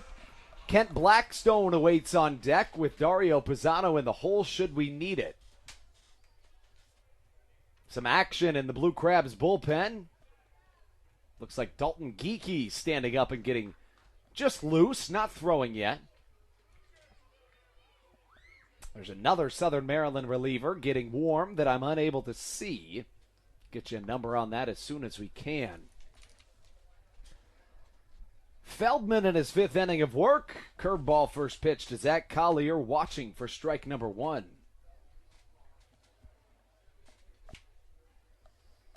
Zach Collier, a native of Chino Hills, California.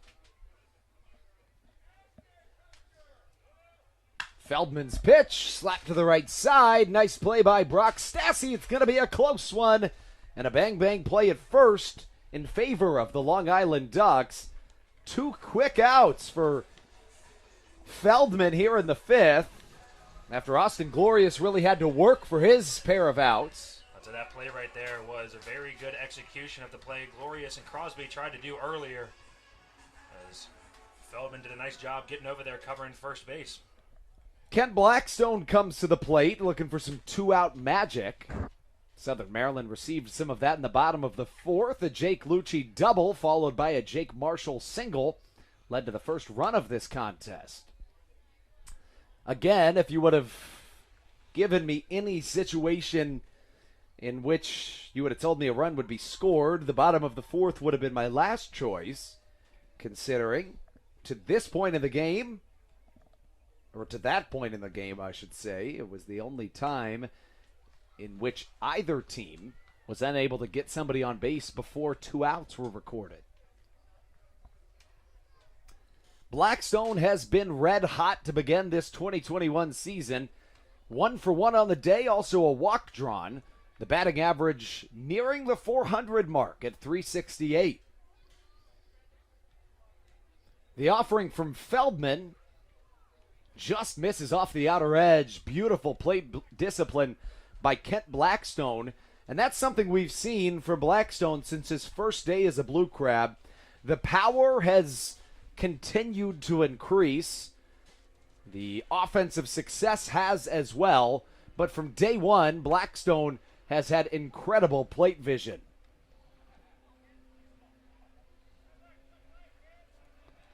Blackstone wears number 6 on the back of his jersey. The red Maryland-themed Blue Crabs jersey. I like it with the socks to match, too. No question about it. See if we can't show you those jerseys real quick. As you see, the jerseys in the upper left portion of your screen. Blackstone draws a 5-pitch walk. And just like that, a runner reaches base. There have now been 10 half innings of baseball played. In each and every one of them, at least one runner has reached base. First pitch was at 2:05. We're nearing the 2-hour mark, about halfway through this contest, but it really hasn't felt that long. It feels like this game has gone by fairly quickly. I think it's because there's been a lot of action, a lot of clean defense, as the MLB veteran Darren Downs, also the pitching coach for the Long Island Ducks, has a word with his starting pitcher, Brendan Feldman. Feldman to this point in the game, 4 2/3 innings, 5 hits, 1 run. It was earned, 3 walks, and just a pair of strikeouts. Glorious, on the other hand, 5 innings, 4 hits, no runs, 3 walks, 4 strikeouts. Dario Pisano fouls one right back near us in the Bayonet press box, but it doesn't quite get that far as Hector Sanchez fields it behind home plate. It looks like Kent Blackstone thought that was only 2 out, thought that pop-up was just the second out, as he tried to swipe second base on a tag. That gets us through 5 innings of baseball played. We take you into the top of the 6th on the other end of this break right here on the Hometown Real Estate Broadcast Network.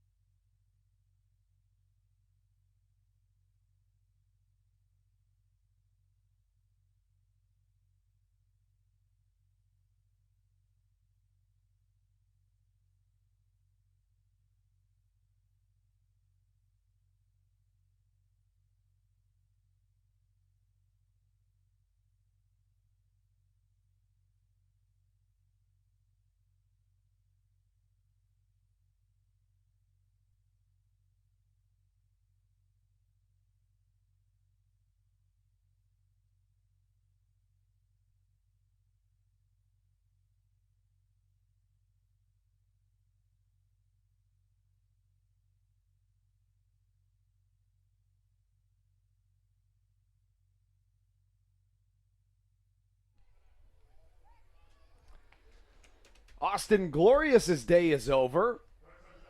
Making way for Patrick Baker. Baker takes the mound. First, we go through the final line on the day for the starting pitcher, Austin Glorious. 5 innings pitched, 4 runs, make that 4 hits, no runs, 3 walks, 4 strikeouts. His ERA drops down to .93 as a bunt is dropped down by Ray Fuentes, fouled off his shin for strike number 1.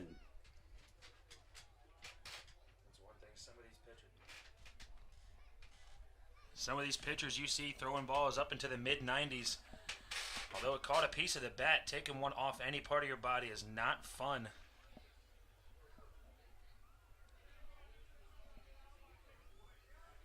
Home plate umpire will give Ray Fuentes a little bit of a break here.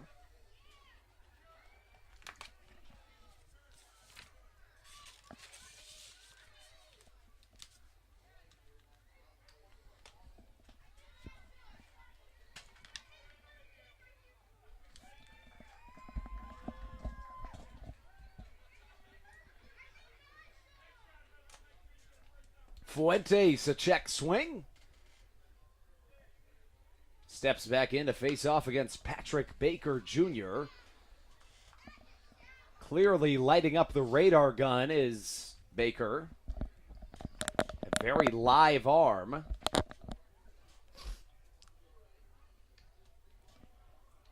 That last pitch came in at 96 miles an hour. An off speed from Baker. Misses the zone, and the count no balls and 2 strikes. A 1-0 lead for Southern Maryland here in the top of the 6th in a not necessarily fast pace, but well-played ball game by either side. Curveball, swing and a miss. Nice pitch by Patrick Baker. That was an absolutely mind-bending curveball. That curveball had Fuentes just absolutely fooled up there. And as you were saying, Andrew, not the fastest game ever, but all around just a good game by both of these teams. Just unable to produce the runs when they have runners in scoring position. Patrick Baker has appeared in 3 games this season, most recently against the Lexington Legends. Baker, 2 1/3 innings pitched, 5 hits, 3 runs, only 1 of them earned. 1 walk, 2 strikeouts entering today. He did get a win back on May the 31st. 1-0 on the season with a 3.86 ERA. Did he go? Yes, he did, says the third base umpire. That is not to Sal Giardina's liking. Patrick Baker will take it. 0-2 the count. Austin Glorious still in line for the win,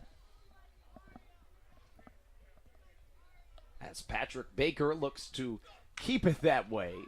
Liner to the left side. Jake Lucci only has to move a couple of steps, and 2 quick outs for the relieving right-hander Patrick Baker.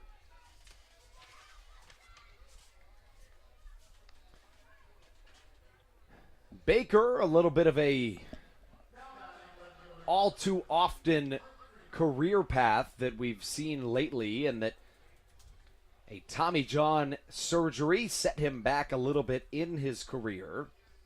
He was originally drafted by the Baltimore Orioles in the 29th round of the 2014 MLB draft out of Anne Arundel Community College. I do remember that, actually. Went to school just about 15 minutes from where I grew up. Hearing about him going on the Orioles was pretty awesome.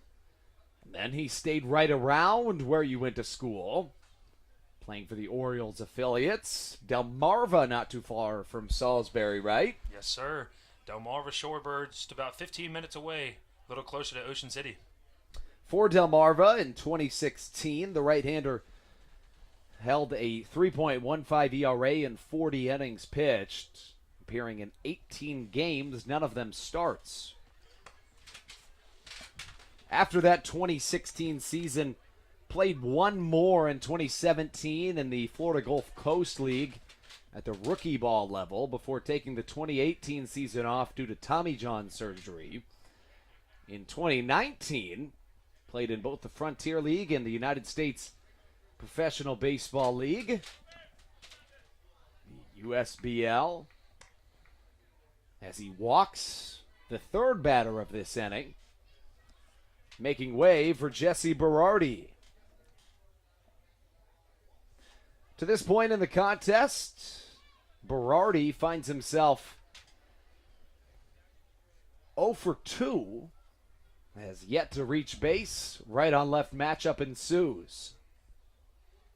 The Baker delivery, curveball off the outer edge, beautifully placed for strike number 1.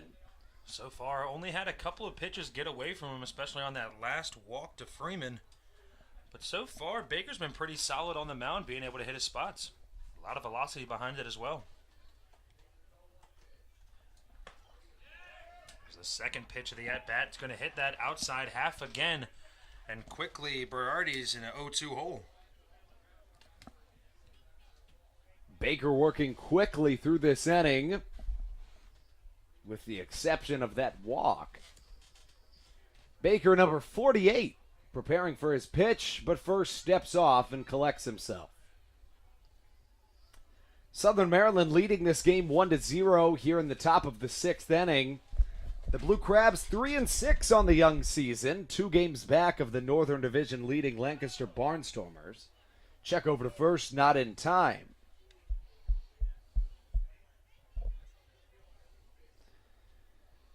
Power-wise, the best player in the Atlantic League this year has undoubtedly been Ruby Silva. Silva, a Blue Crab in 2019, known to get off to hot starts. Hit well over the 400 mark through the first 30 games of 2019. As Baker sets another duck down to send us into the bottom of the 6th. Ruby Silva, 5 home runs, 13 RBIs through 8 games. How about a 1.029 slugging percentage and a 1,500 OPS? That's the start you want. That takes us into the bottom of the 6th. We'll be right back on the other end of this break right here on the Hometown Real Estate Broadcast Network.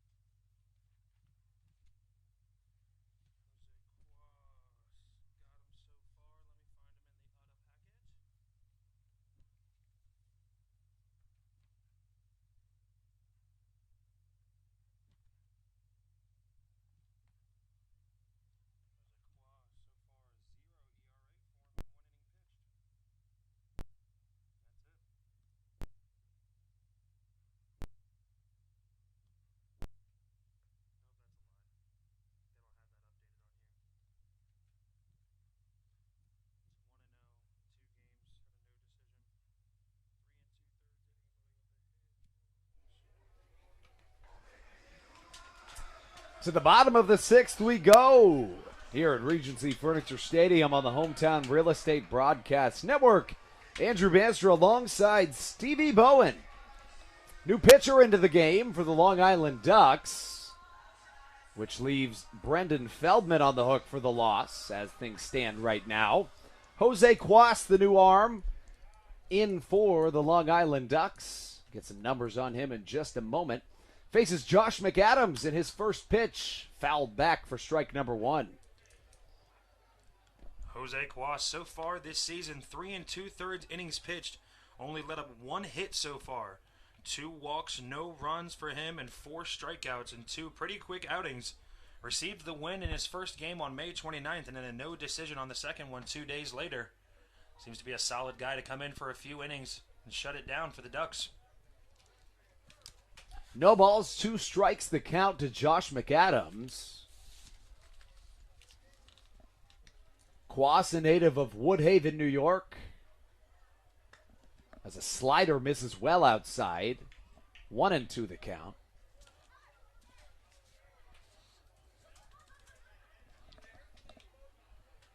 Quas originally drafted out of guess where? The University of Maryland, College Park. Go Terps, baby. In the 11th round by the Milwaukee Brewers. McAdams dribbles one to the left side past a diving Jesse Berardi.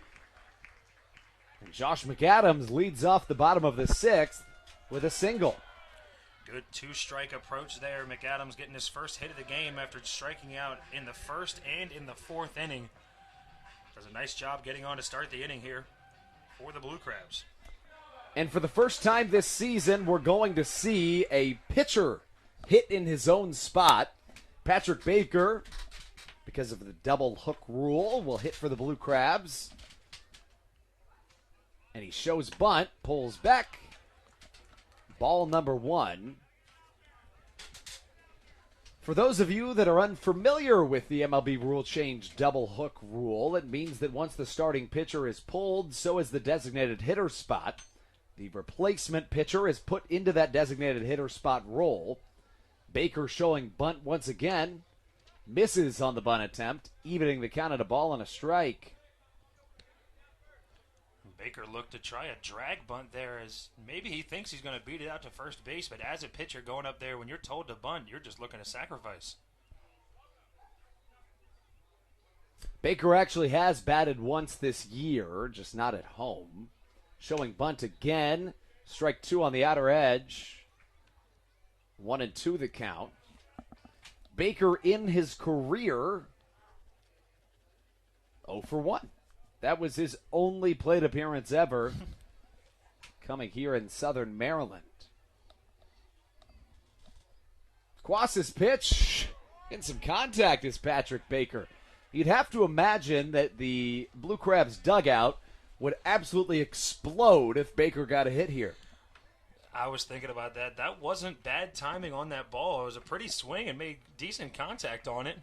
See if he can turn one around here and find some outfield grass. Baker will not do that here. And he knew it right away as that pitch came right down the middle. So a strikeout for the pitcher, Patrick Baker. Quas strikes out his counterpart. And just like that, Jake Lucci comes to the plate.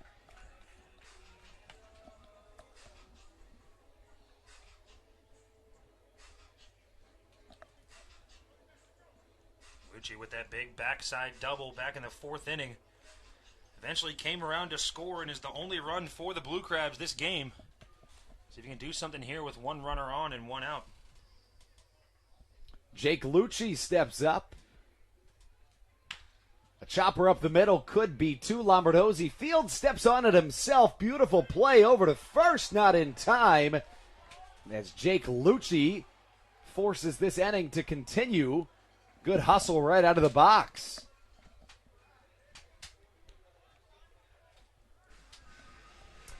Long Island infield was not a fan of that call. Stevie, what'd you see?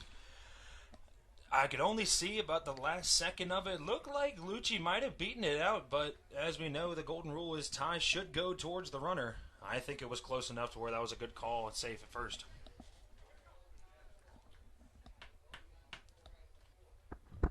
That brings up Jake Marshall, who in his last plate appearance singled in Jake Lucci, which represents the only run in this entire ballgame to this point. 1-0 the score here in the bottom of the 6th inning of action.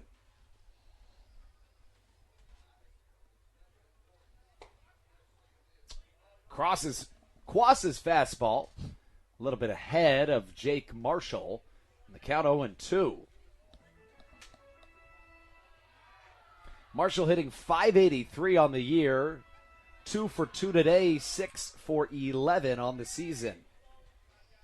Not a bad start.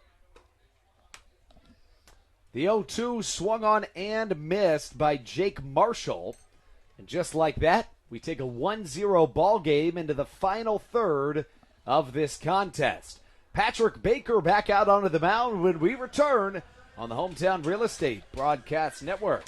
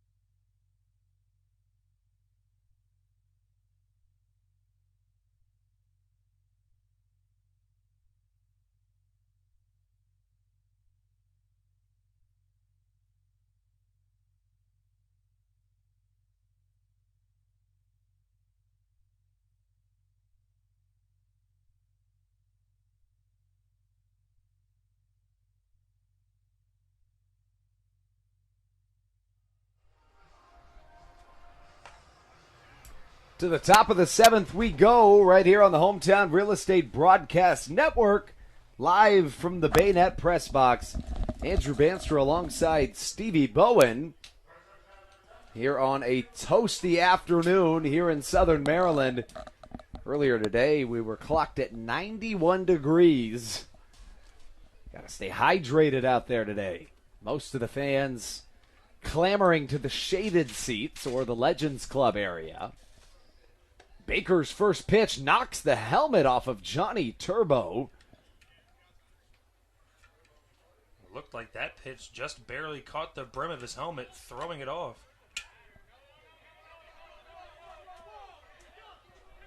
And it looks like Stan Clyburn is going to argue that.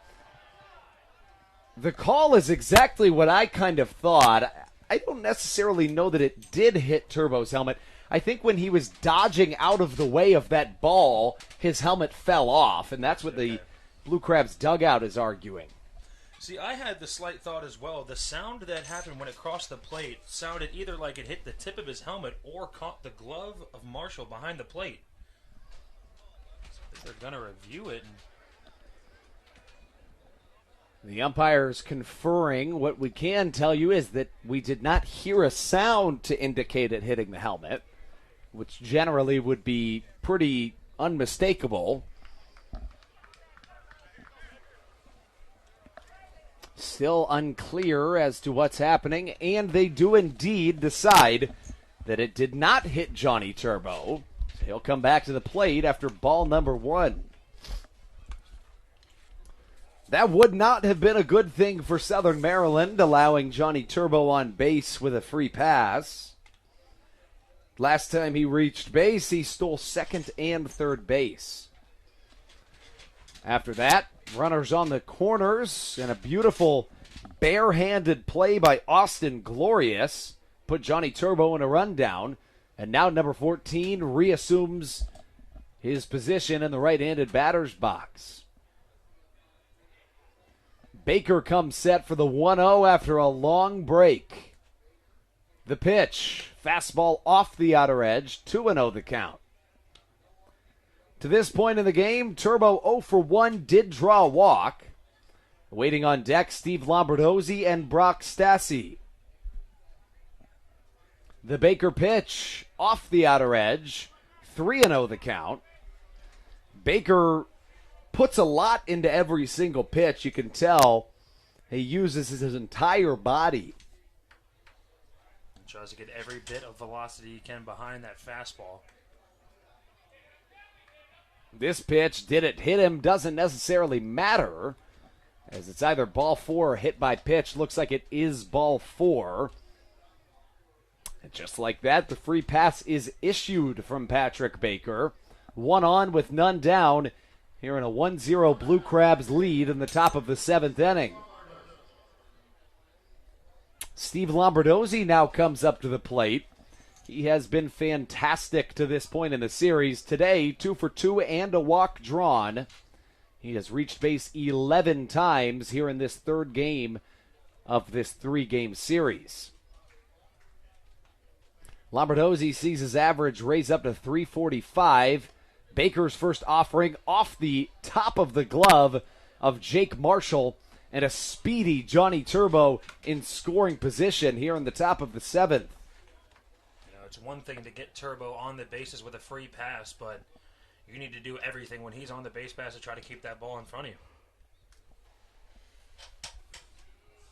Some more action in the Blue Crabs bullpen as Darryl Thompson comes out to talk to Patrick Baker, trying to cool him down and give Endris Brasano some more time to warm in the Blue Crabs bullpen. The right-hander did make an appearance last night. Pitched an inning, allowed a hit, 2 runs both earned, a pair of walks to accompany a strikeout, and a home run allowed. And he's the one that gave up that Johnny Turbo home run deep to left field. See if he can come in here and try to do a little better than he did last night. And with the amount of runners that the Ducks have left on base, if you're Southern Maryland, you have to be thanking your lucky stars that to this point they haven't equaled any run support. So if you're Stan Clyburn, you'd probably be quick to make a move to try to save what could be a 1-0 victory. Baca holding Turbo close at second after his last time on the base paths. He swiped third base. Baca's 1-0, gets away from Jake Marshall once again. And just like that, a runner at third base. So the second time in his many plate appearances that Turbo has found himself reaching first base and then taking second and third. Infield in for the Blue Crabs. Turbo with great speed likely goes if he sees the ball on the ground off contact. And Lombardosi takes ball number 4. This is the second time in this contest Turbo has been at third and Lombardosi has been at first. Still just no outs, but the Blue Crabs middle infield will go back a little bit. They'll take the double play ball if they can get it, but the corners stay in. Brock Stassi, the MLB veteran, comes up to the plate. Stassi 0 for 2 today. He has not faced off against Patrick Baker, who misses with ball 1. Brasano and Carlos Diaz warming in the Blue Crabs bullpen now. A curveball catches strike number 1, just what the doctor ordered for Patrick Baker, who could use one of those strikeouts that he's been recording quite often to this point. Baker doing a nice job just trying to hit his spots in the strike zone after giving up 9 straight balls. Another curveball, another strike looking. A ball and 2 strikes the count. Diaz working quickly in the Southern Maryland bullpen. Baker taps the heel, awaiting the pitch. The 1-2. Chopped foul by Brock Stassi. And the count remains at 1-2. A good placement for that ball for Baker. He tried to get Stassi to reach for it, and he did, but was just able to get a little peach of it. The Ducks today are 1 for 11 with runners in scoring position. Have left 9 runners on base. Baker, strike number 3 looking. That is exactly what he needed. That first out of the inning sets up a double play chance here for the Blue Crabs, and they may be able to get out of this one of saving that Johnny Turbo run at third. Ryan Jackson comes up to the plate. Facing off against Patrick Baker. First pitch, curveball in there. Strike number 1 looking. Baker found his rhythm right when he needed to. Baker working much quicker now. The 0-1 ensuing. Fastball fouled off to the right side. 0-2 the count. As you said, Andrew, he found his groove here. Looks to be in a good spot now, as he's got Jackson in an 0-2 count. Probably go back to the curveball here, do you think? He's been pretty accurate with it so far. Would not be surprised to see one. The pitch on its way. Bounces in the dirt. Steve Lombardosi will take second. And now the go-ahead run stands just 180 feet from home plate.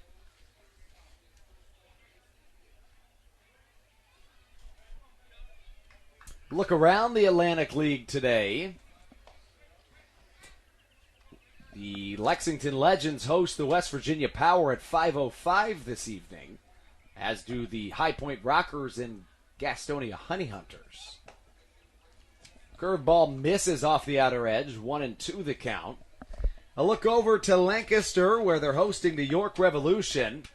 In the top of the 8th inning, score 12-10 Lancaster.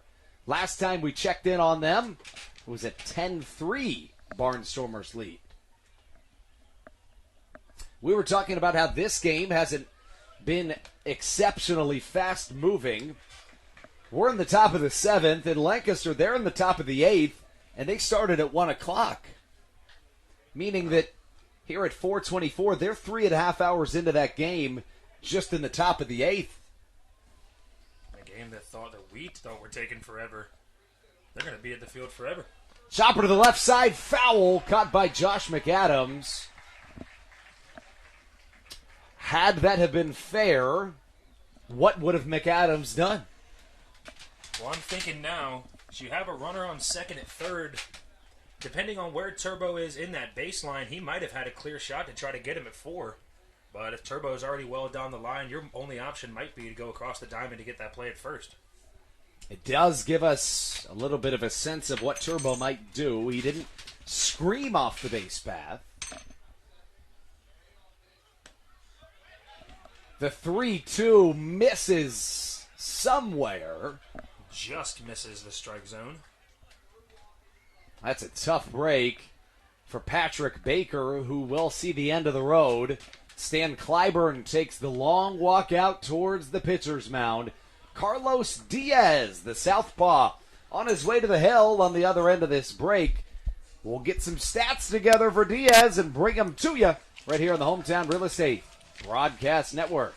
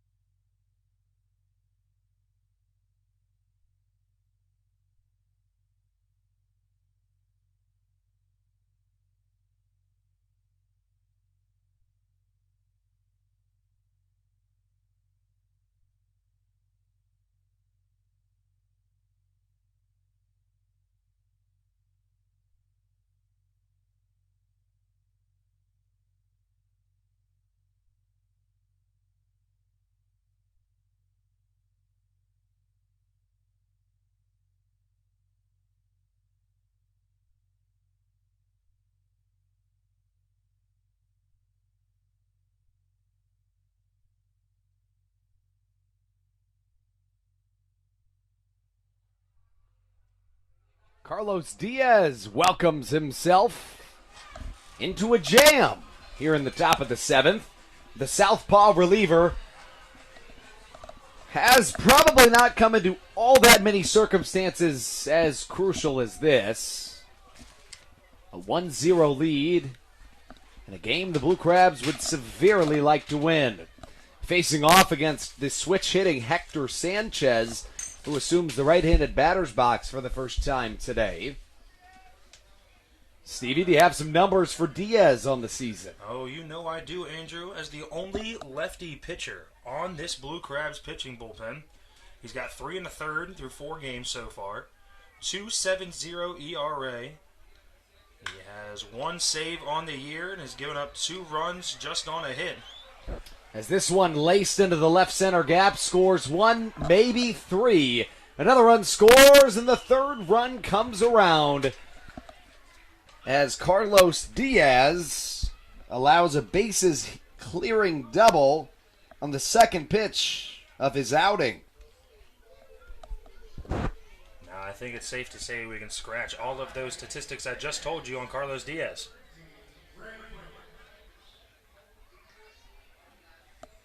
It has been a game in which the Long Island Ducks have been unable to break that scoring seal. They had left 9 runners on base, and suddenly, Southern Maryland finds themselves trailing by 2 runs. Austin Glorious no longer in line for the win. Brendan Feldman no longer on the hook for the loss. Diaz's 2nd pitch to Ray Fuentes misses. The count evens at a ball and a strike.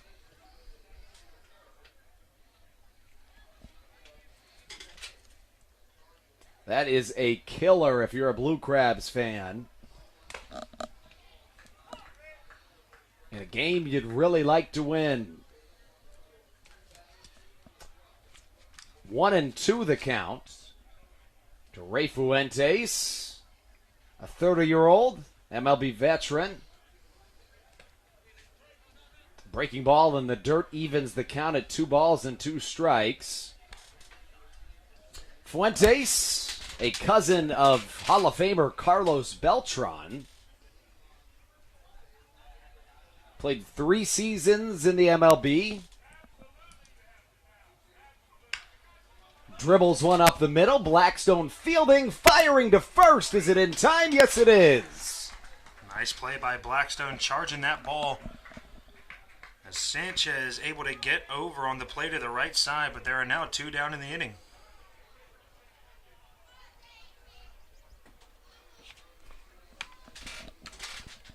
Diaz adjusts his jersey. And a newcomer into the game comes up to the plate. Because of the double hook rule we mentioned earlier, Ben Farias has entered the game. A 3rd baseman native of the Bronx, New York. First pitch he sees of the evening. Will catch the strike zone for a strike. We saw Farias last night, just 1 at-bat for him, and he got a walk. Able to come in and produce for his team. He'll let go of the bat on this pitch. Looked like it was broken at first. Foul back into the screen. Somebody get him some more pine tar.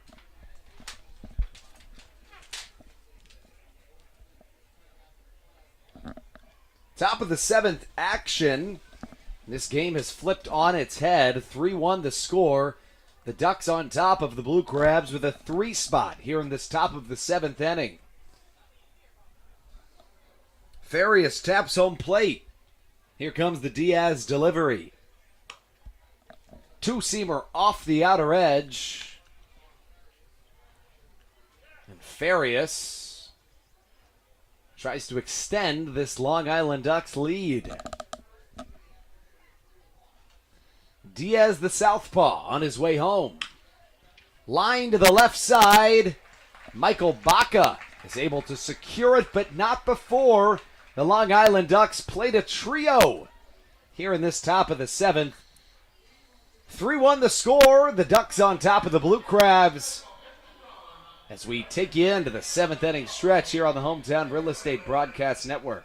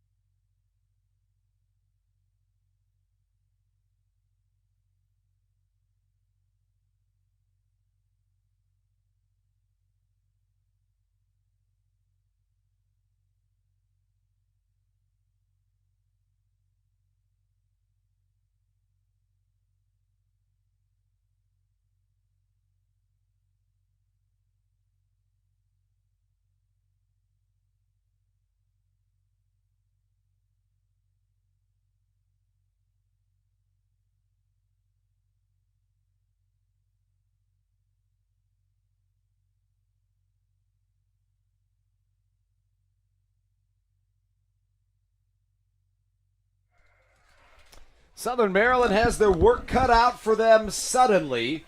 On the other end of the 7th inning stretch, the Blue Crabs in a newfound position, trailing 3-1 as Jose Quas comes back onto the mound. First pitch to Will Decker misses outside. Quas wears his hat the same way Fernando Rodney used to wear his hat, just off to the side a little bit with a flat bill. Off-killer action, trying to keep that out of his eyes.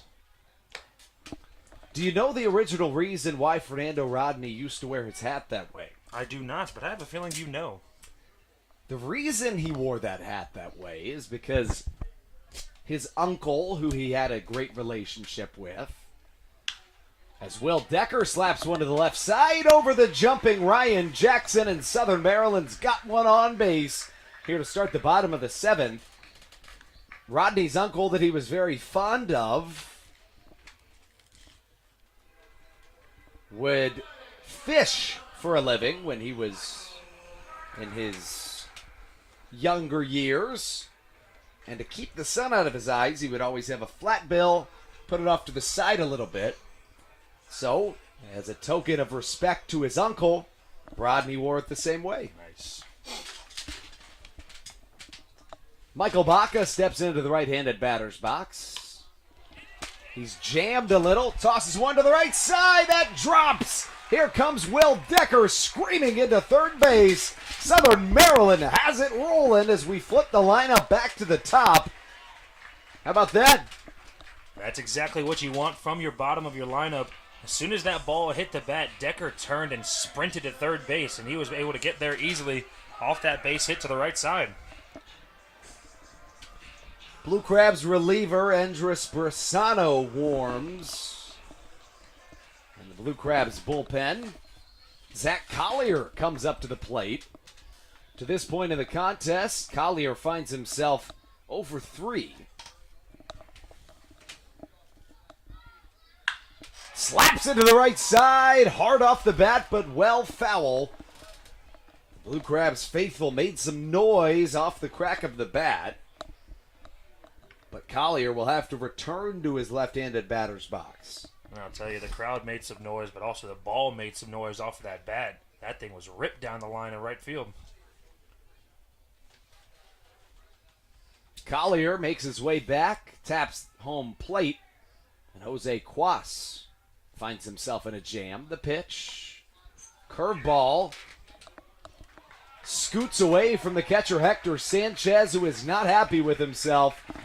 Swiping second is Michael Baca. Back-to-back singles put runners in scoring position. The same situation that the Ducks found themselves in. Well, that ball right there is the first glimpse we saw of Michael Baca's speed. As that ball didn't get far away from Sanchez, just got outside near that Blue Crabs logo. Normally, you're not going to take off when the ball is that close to the catcher, but Baca immediately took off and was able to get there to second base. If you're Hector Sanchez, what are you telling your pitcher, Jose Quas? Well, first off, I'm going to tell him that one was probably on me. Baca should not be at second base given that situation. But it's time to lock in and just try to get through these next 3 batters. Crustacean Nation making some noise. Collier, a long look in. Focusing in on the label of his bat. The delivery from Quas incoming. A sinker misses off the outer edge. Many baseball players find it helpful to stare at the label of their bat before they step into the box. It gives them a solid object to focus on to try to clear their mind. The wind starting to pick up here in Southern Maryland as Collier watched strike 3 pass, and he knew it. Knew it almost immediately. As soon as that ball crossed the plate, he stepped across towards the dugout. When the day began, the flag in the outfield was at a standstill. Now moving towards left field. Kent Blackstone up to bat now. Nobody else you'd want in this situation if you're the manager, Stan Clyburn. To this point in the game, 1 for 1, 2 walks drawn. Highest batting average on the Blue Crabs team among qualifiers is Blackstone with a .368 mark.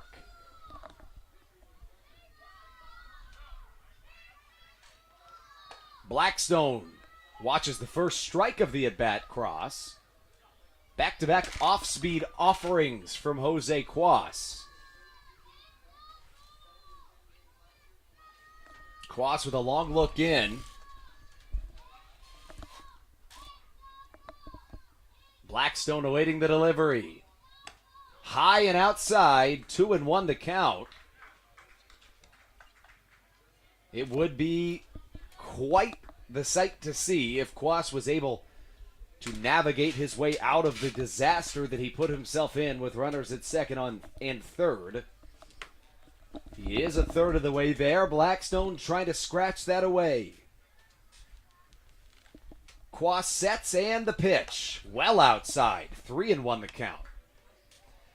Much like in Blackstone's last plate appearance, for the Ducks pitching staff, it might not be the worst thing in the world to walk Blackstone with first base unoccupied. I'd say Blackstone's the type of hitter. He will put it deep enough into the outfield to score. Decker from third and easily bring Baca over to third base. Quas with the 3-1 on its way. Just a touch outside. A 5-pitch walk loads the bases for the Blue Crabs with their 3-hole hitter Dario Pisano on his way. I would expect a mound visit before this next at-bat. It looks like I'll be wrong to Dario Pisano's liking. Pisano 0 for 2 today, did draw a walk. Blackstone today now has drawn 3 walks. A new season high for a Blue Crab in a game. A big hole on the left side of the infield. Pisano may target. Good speed at second with Michael Baca. Two-seamer catches the outer edge. 0-1 the count. Also very good speed at first in Blackstone. So a double nearly certainly scores 3.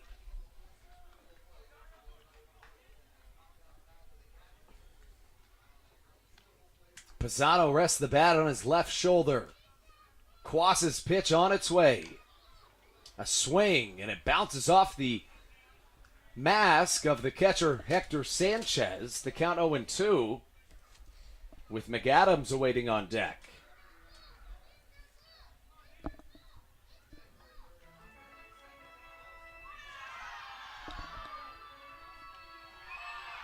You hear the Blue Crabs faithful. Southern Maryland with 8 hits, giving them 1 run. The Ducks 5 hits and 3 runs. Pisano awaiting the 0-2 off the outer edge. The count, a ball and 2 strikes. Quas trying to put that ball just on the outer half of the strike zone. See if he can get Pisano to chase for one, as he chased for the last one and popped it up to Sanchez behind the plate. Pisano, number 9, in the biggest at-bat of this series. Thinks about chasing outside, holds back wisely, and the count evens at 2 balls and as many strikes. Another one, good job staying back on that ball. Those high pitches are sometimes tough to let go. So it brings it to a 2-2 count to Pisano. Pisano awaiting the 2-2 pitch. Bases juiced for Southern Maryland. Chasing a 2-run deficit. Pisano watches a strike right down the inner half of the plate. And back-to-back strikeouts make that a strikeout, a walk, and another strikeout for Southern Maryland's offense. Leaves Josh McAdams on an island with 2 down and the bases juiced in a pivotal at-bat. McAdams just 1 for 3 on the day with that base hit he had in the last inning. Right through the 6-hole between the shortstop and the third baseman. And 2 strikeouts for him earlier in the game as he's looking to tie this game up here for the Crabs. McAdams, the Calhoun, Georgia native, awaiting Quas's first pitch. A slider swung on and missed for strike number one. McAdams wearing the bright white cleats as Andres Brasano continues to loosen in the Blue Crabs bullpen. You can all but expect him to be the next man up. David Harris is on deck now as McAdams hits one hard to the left side. Could he leg it out? Not quite. As Southern Maryland strands three here in this bottom of the seventh inning of baseball. A 3-1 score takes us into the top of the eighth. We'll be right back on the Hometown Real Estate Broadcast Network.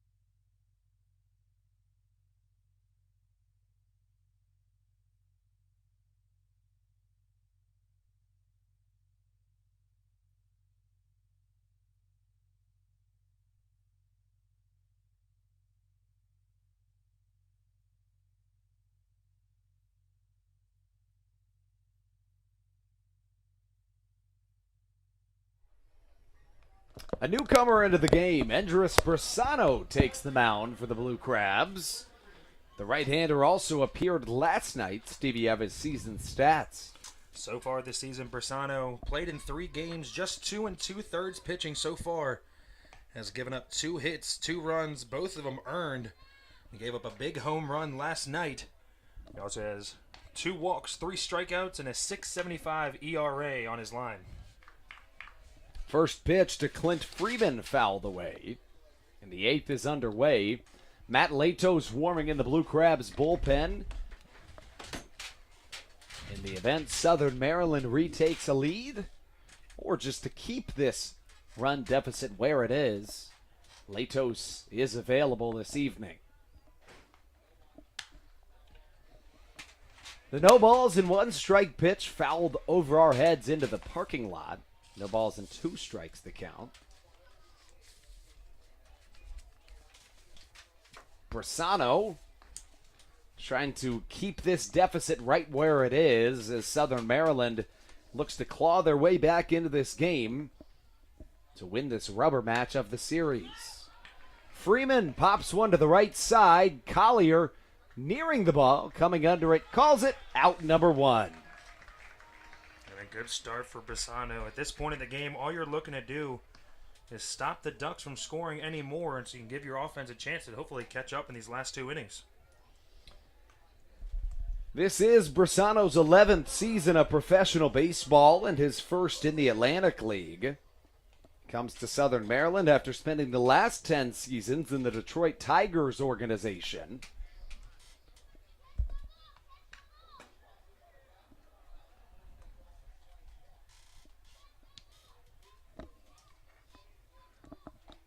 First pitch to the pitcher, Jose Cuas, fouled away. So the double hook rule coming into effect more in this game than we've seen it to this point in the Blue Crabs 2021 home opening series. Fastball off the outer edge, 0-2. Bressano, a 6'5 right-hander, was the opening day starter in the Tigers organization in multiple seasons. Spent the majority of his career as a starting pitcher. As he records strike number 3, making easy work of this Ducks 8th inning. Bressano has pitched nearly 600 innings in his professional career. Appeared last night against the Ducks. Pitched 1 inning, allowed 2 hits, 2 runs, both earned. Walked 1 while striking out another.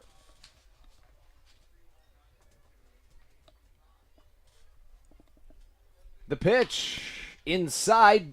Johnny Turbo with some good speed takes advantage of a Michael Baca bobble. And a runner is aboard here in the top of the 8th.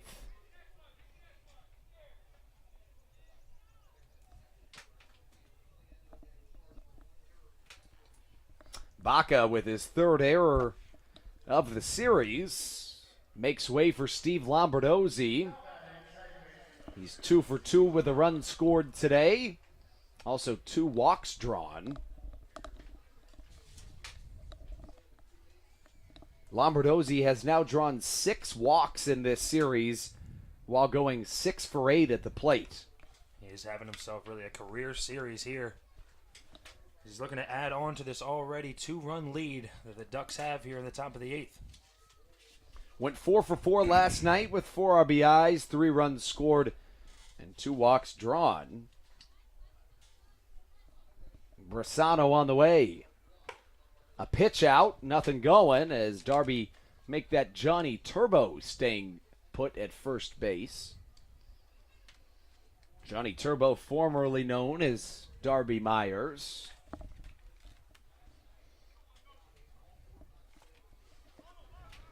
Lombardosi with the hot bat today.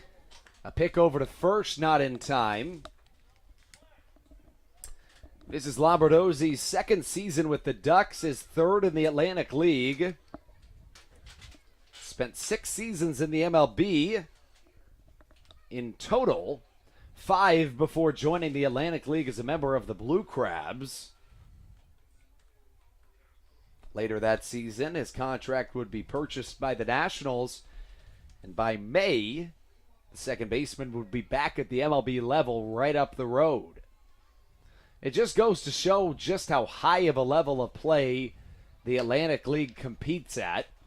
Within a 15-day span, you can go with playing in the Atlantic League to playing in the MLB and playing well in the MLB. 3-1 the score here on the top of the 8th inning. Bressano's pitch in there for a strike. The count, 2 balls and a strike. Lombardosi staying loose in his left-handed batter's box. Bressano on his way home with his pitch. Runner goes. Johnny Turbo on his way to second in time with his 3rd stolen base of the day. And that right there looked to be one of Jake Marshall's better pop times as he got that ball down to Baca at second base. But as we said, with a guy with the last name Turbo, It's going to be hard to get him out on the base paths. It's true. It's true. There's not too many turbos out there that can go by that name without being a speedster. We mentioned the other night that I don't think both of us would be apt to have that type of a last name. Absolutely not. Brisano's 3-1. Up the middle. Collier comes under it and catches for out number 3. A scoreless eighth brings us into the bottom half of the frame. Southern Maryland on its way when we return on the Hometown Real Estate Broadcast Network.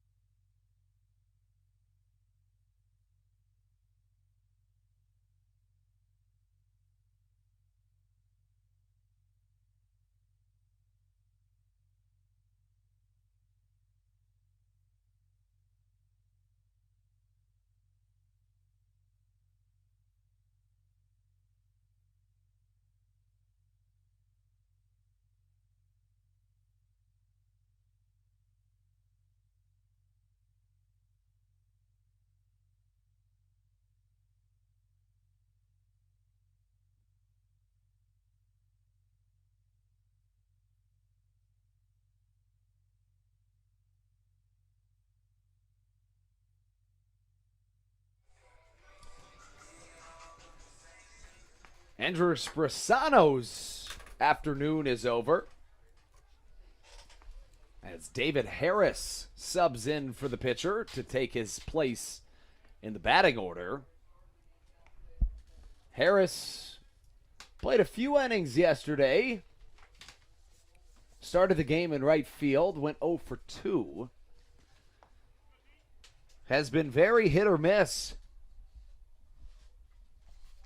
this season so far. As the first pitch catches for strike number 1. Harris just a 143 batting average so far this season. Harris just a 143 batting average so far this season. As he's looking to put a hit together here. See if the Blue Crabs can come back from this 2-run deficit in the bottom of the 8th. Quickly, no balls, 2 strikes the count. Harris asks for time, and it is granted by the home plate umpire. Despite the low average from Harris, one of the top guys on the team in RBIs with 7 of them so far this season and 10 total bases. Chopper up the middle. Harris jogs out of the box. Jackson throws across the infield. Out number 1 recorded. That makes way for Jake Lucci. Lucci, to this point in the contest, finds himself 1 for 3, a run scored, as well as a double. And a handful of fantastic plays out in left field. He has been a absolute monster defensively. Saved a plethora of Blue Crabs pitchers' runs today. First pitch in there, strike 1.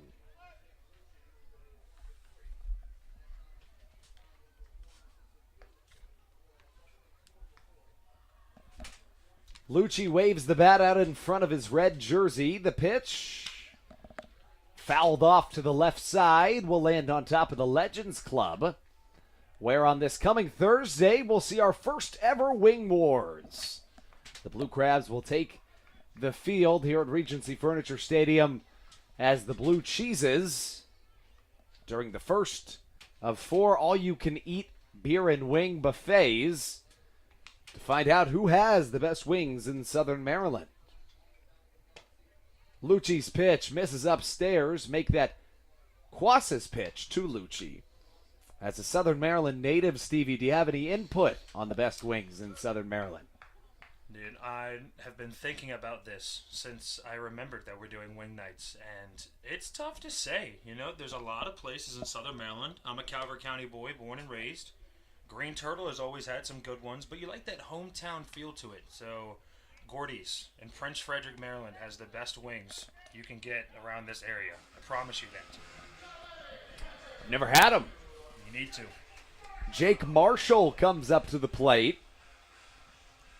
Marshall has been a bright spot in an otherwise quiet game offensively for Southern Maryland. The Blue Crabs are out hitting the Long Island Ducks 8-5, but trail 3-1 in the runs column. First pitch Marshall sees, takes high and tight for ball number 1. Today, Marshall 2 for 3 and an RBI. He has been an absolute machine this season. The 1-0 again high and tight. 2 balls, no strikes the count. Will Decker awaits on deck with Michael Baca in the hole. Southern Maryland down to their final 4 outs of this rubber match contest with the series tied at a ball and a strike. Make that 1 win each. 2-0 from Quas. Fastball off the outer edge, in there for strike number 1.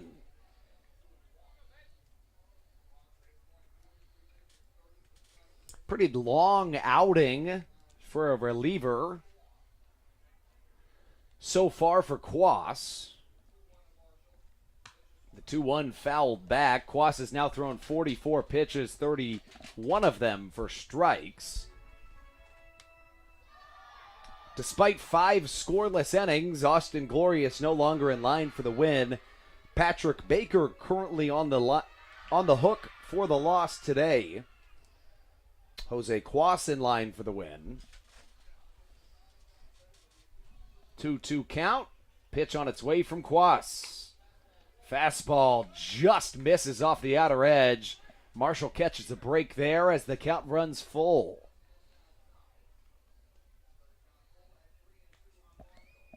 Looks like a ball came in play from the Blue Crabs bullpen. Quas Submarine throws it back to the bullpen. Haven't been able to tell who it is warming up for Southern Maryland.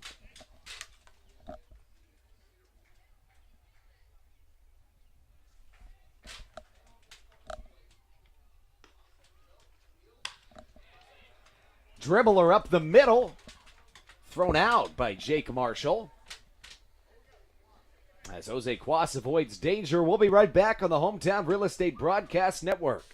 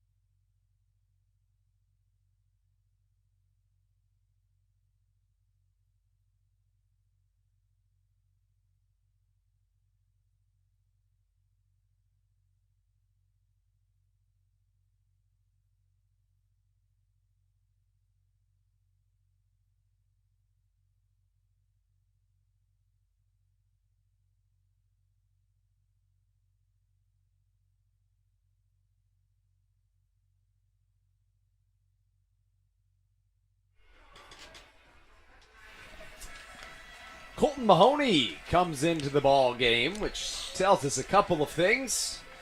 One being that he is most likely out of the starting rotation. Made his last appearance as a starter, giving the Blue Crabs 6 starters in their rotation. Now that he's appearing in a relieving role, we can assume that's where he'll stay for the time being.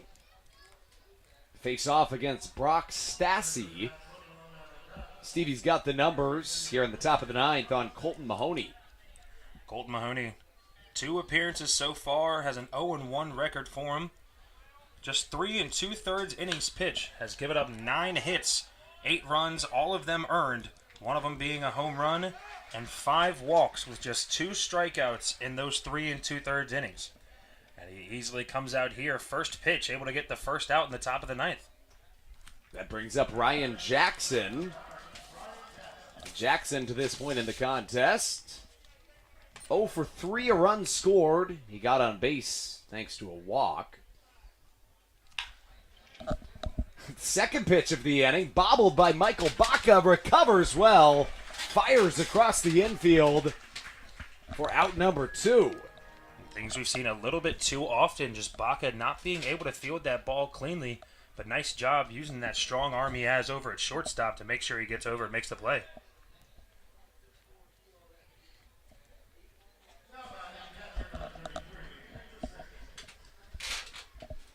That makes way for Hector Sanchez. Sanchez earlier in this game stole his first base since 2008.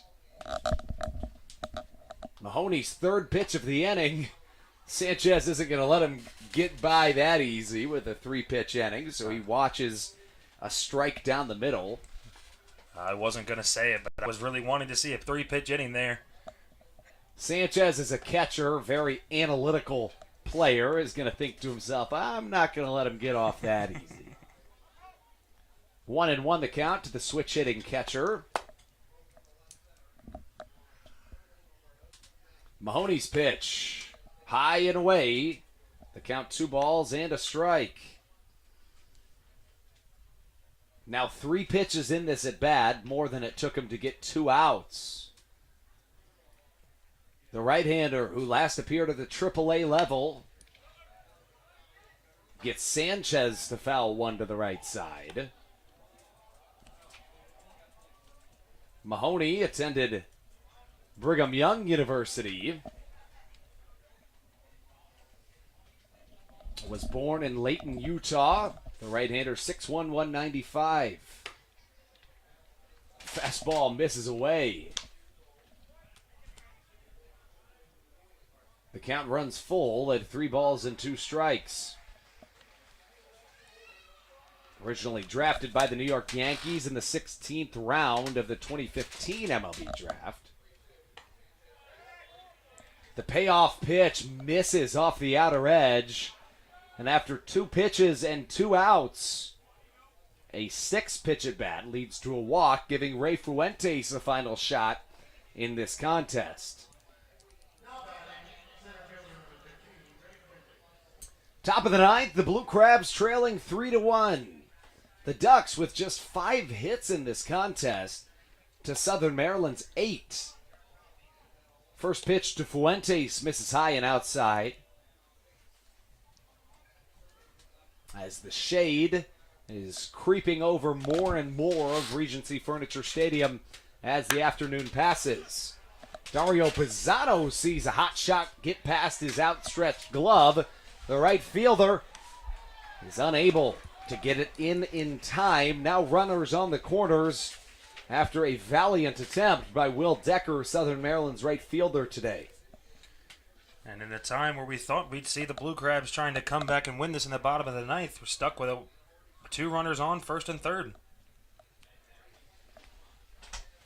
That paves the way for Ben Farias to have another at bat. 6'2", 190. Last played for the Long Island Black Sox. The Atlantic League is his highest level of baseball played. Mahoney's pitch, belt high and inside. A ball and no strikes the count. Mahoney, a long look in. Farias awaiting the 1-0. Dribbles it back under the catcher, Jake Marshall. The count evening at a ball and a strike. Farias, the first Duck position player off the bench in each of the last 2 days. He's in his first season with the Ducks and his first in the Atlantic League.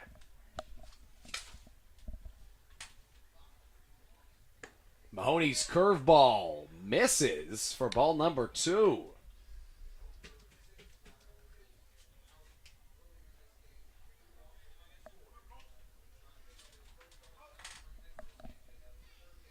Farias awaiting the Mahoney delivery. Another off speed, a throw down to second, swiping second base is Ray Fuentes. And after 2 pitches, earned 2 outs, suddenly we're looking at runners at second and third with 2 down. I wouldn't be surprised if Wally Backman inside just told him, take until you get a strike, because so far it's working after those first 2 outs. It's true. 3 balls and a strike. Ben Farias has the upper hand in this at bat. Drilled to the left center power alley, and it could drop and will. Zach Collier watches it drop by his feet. Sanchez and Fuentes score, and the Ducks put up another 2 on a 2-out rally here in the top of the 9th inning.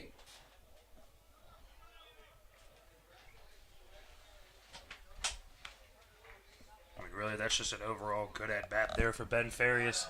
Finding that gap in left center field to easily score both runners.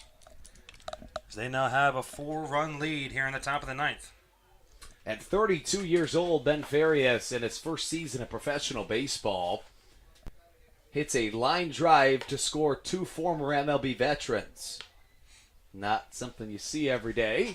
But something he's going to tell to his grandchildren, excuse me. Maybe his grandparents I too. mean, hey, Maybe I'll tell my grandparents yeah. if I did that as well. I'm Me going to too. tell everyone I know. Yeah. I might even tell your grandparents. That's fine. I'll introduce you. Liner to the right side, foul off the bat of Clint Freeman. No balls and a strike the count. That pitch awfully close. Make that ball awfully close to staying fair. Some sort of commotion going on down there near the Ducks dugout. I was unable to see what it was, but a lot of yelling. That's about all I could get out of the situation either. Mahoney's 1-1, a curveball swung on and missed. A ball and 2 strikes the count. 5-1 the score. The Ducks on top of the Blue Crabs. Southern Maryland led this heading into the 7th. The Ducks played it a trio in the 7th. Another 2 here in the 9th. Curveball swung on and missed. Gets past Jake Marshall. Slaps the tag on Clint Freeman. And just like that, Southern Maryland heads into their final frame of offense, looking to muster up some run support. Down 4 as we head into the final frame here on the Hometown Real Estate Broadcast Network.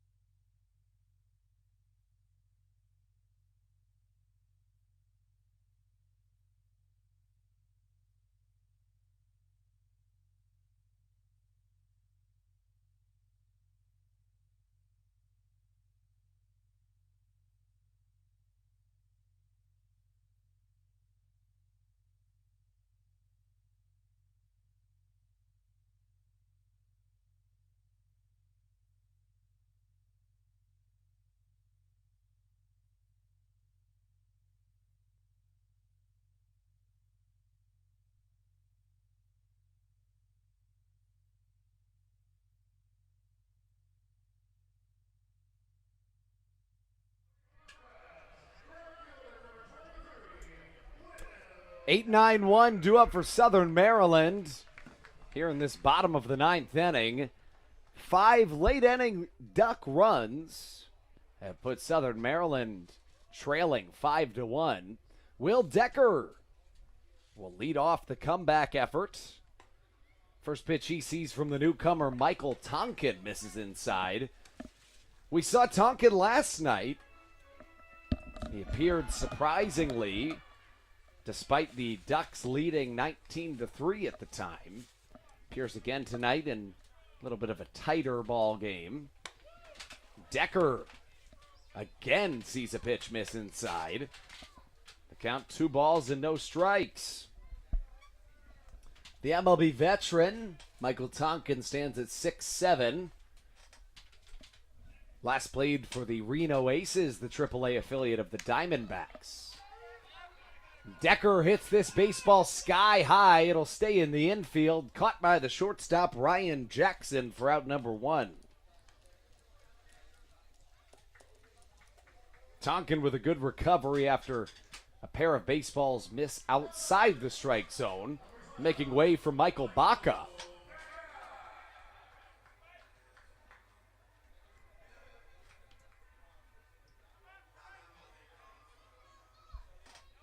Baca wears number 12 on the back of his jersey. And the first pitch he sees catches the inside corner for strike number 1. Baca so far just 2 for 3 on the day. Unable to come around and score both of those times. He's trying to start a rally here in the bottom of the ninth. Chopper to the left side, fielded by Berardi off 2 hops. Good speed by Baca, but not quite good enough. Out by a step, and Southern Maryland just like that down to their final out of this contest as the lineup flips on its head. Zach Collier, the last chance.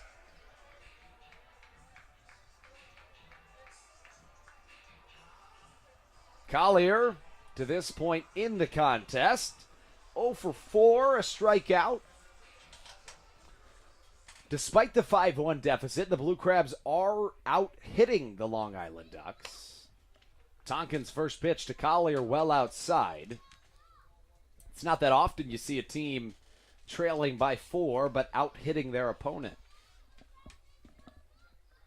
Timely hitting in these late innings from the Ducks after very untimely offense in the first 6 innings of this game from Long Island, but Southern Maryland was unable to capitalize on a couple opportunities of their own. Tonkin's offering high and outside, swung on and missed. 2-1 the count to Zach Collier.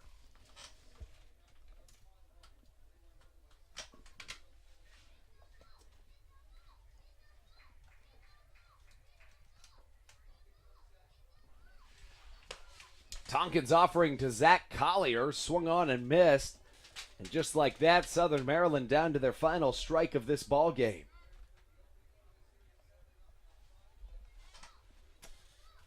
Southern Maryland on the verge of dropping this series after a hot start to their home season as Zach Collier swings on and misses.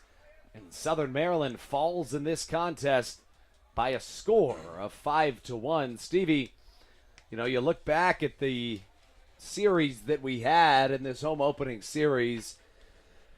Southern Maryland wins the first one 7-0. On a Daryl Thompson victory. Not necessarily a promising sign for the Blue Crabs in that they've won 3 games and they've needed Daryl Thompson in 2 of those 3. Southern Maryland has won in each of Thompson's appearances. Nonetheless, he can only pitch once every 5 days. The Blue Crabs now 3-7. The Ducks climb up to 5-4. Southern Maryland dropping this contest will get the day off tomorrow before hosting the York Revolution for a 3-game series on Tuesday, Wednesday, Thursday next week. Tuesday, the Blue Crabs' first Silver Sluggers game. On Wednesday, the first Wagon Wednesday. You can bring your dog to the park at every Blue Crabs Wednesday home game during this 2021 season. The next day, that Thursday, is the first Wing Wars of the 2021 season. We'll get back to a little bit more analysis of the game after a short break, and we'll sign off right here on the Hometown Real Estate Broadcast Network.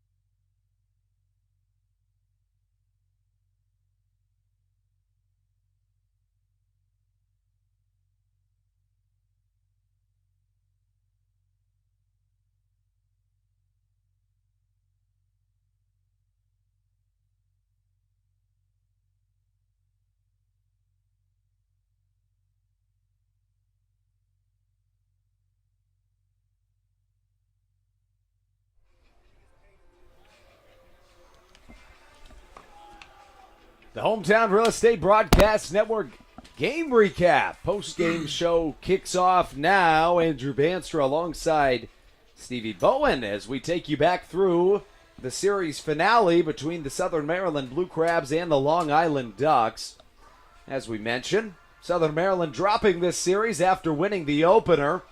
This one, the Ducks on top 5-1. The offense was hard to come by in the early going until the Blue Crabs broke the scoring seal in the game in the bottom of the fourth inning. You know, in the first 3.5 innings, there was tons of runners left on base on both sides. But it was a 2-out, nobody-on situation that bred the first run of this contest. It was Jake Lucci who was the real fire starter throughout this series for Southern Maryland's offense. Hit a 2-out double, and Jake Marshall brought him home on a single. In the top of the 7th inning, Patrick Baker allowed the bases to load up before Carlos Diaz came into the game and allowed a bases-clearing double. In the top of the 9th, Southern Maryland surrendered another pair of runs. And that was all she wrote in a 5-1 Blue Crabs defeat in which they out-hit their opponents despite the loss. 8 hits to 7. Stevie, that's what we've got for this broadcast. We're off tomorrow, but we're back Tuesday with more Blue Crabs baseball. For Stevie Bowen, this has been Andrew Banstra on the Hometown Real Estate Broadcast Network.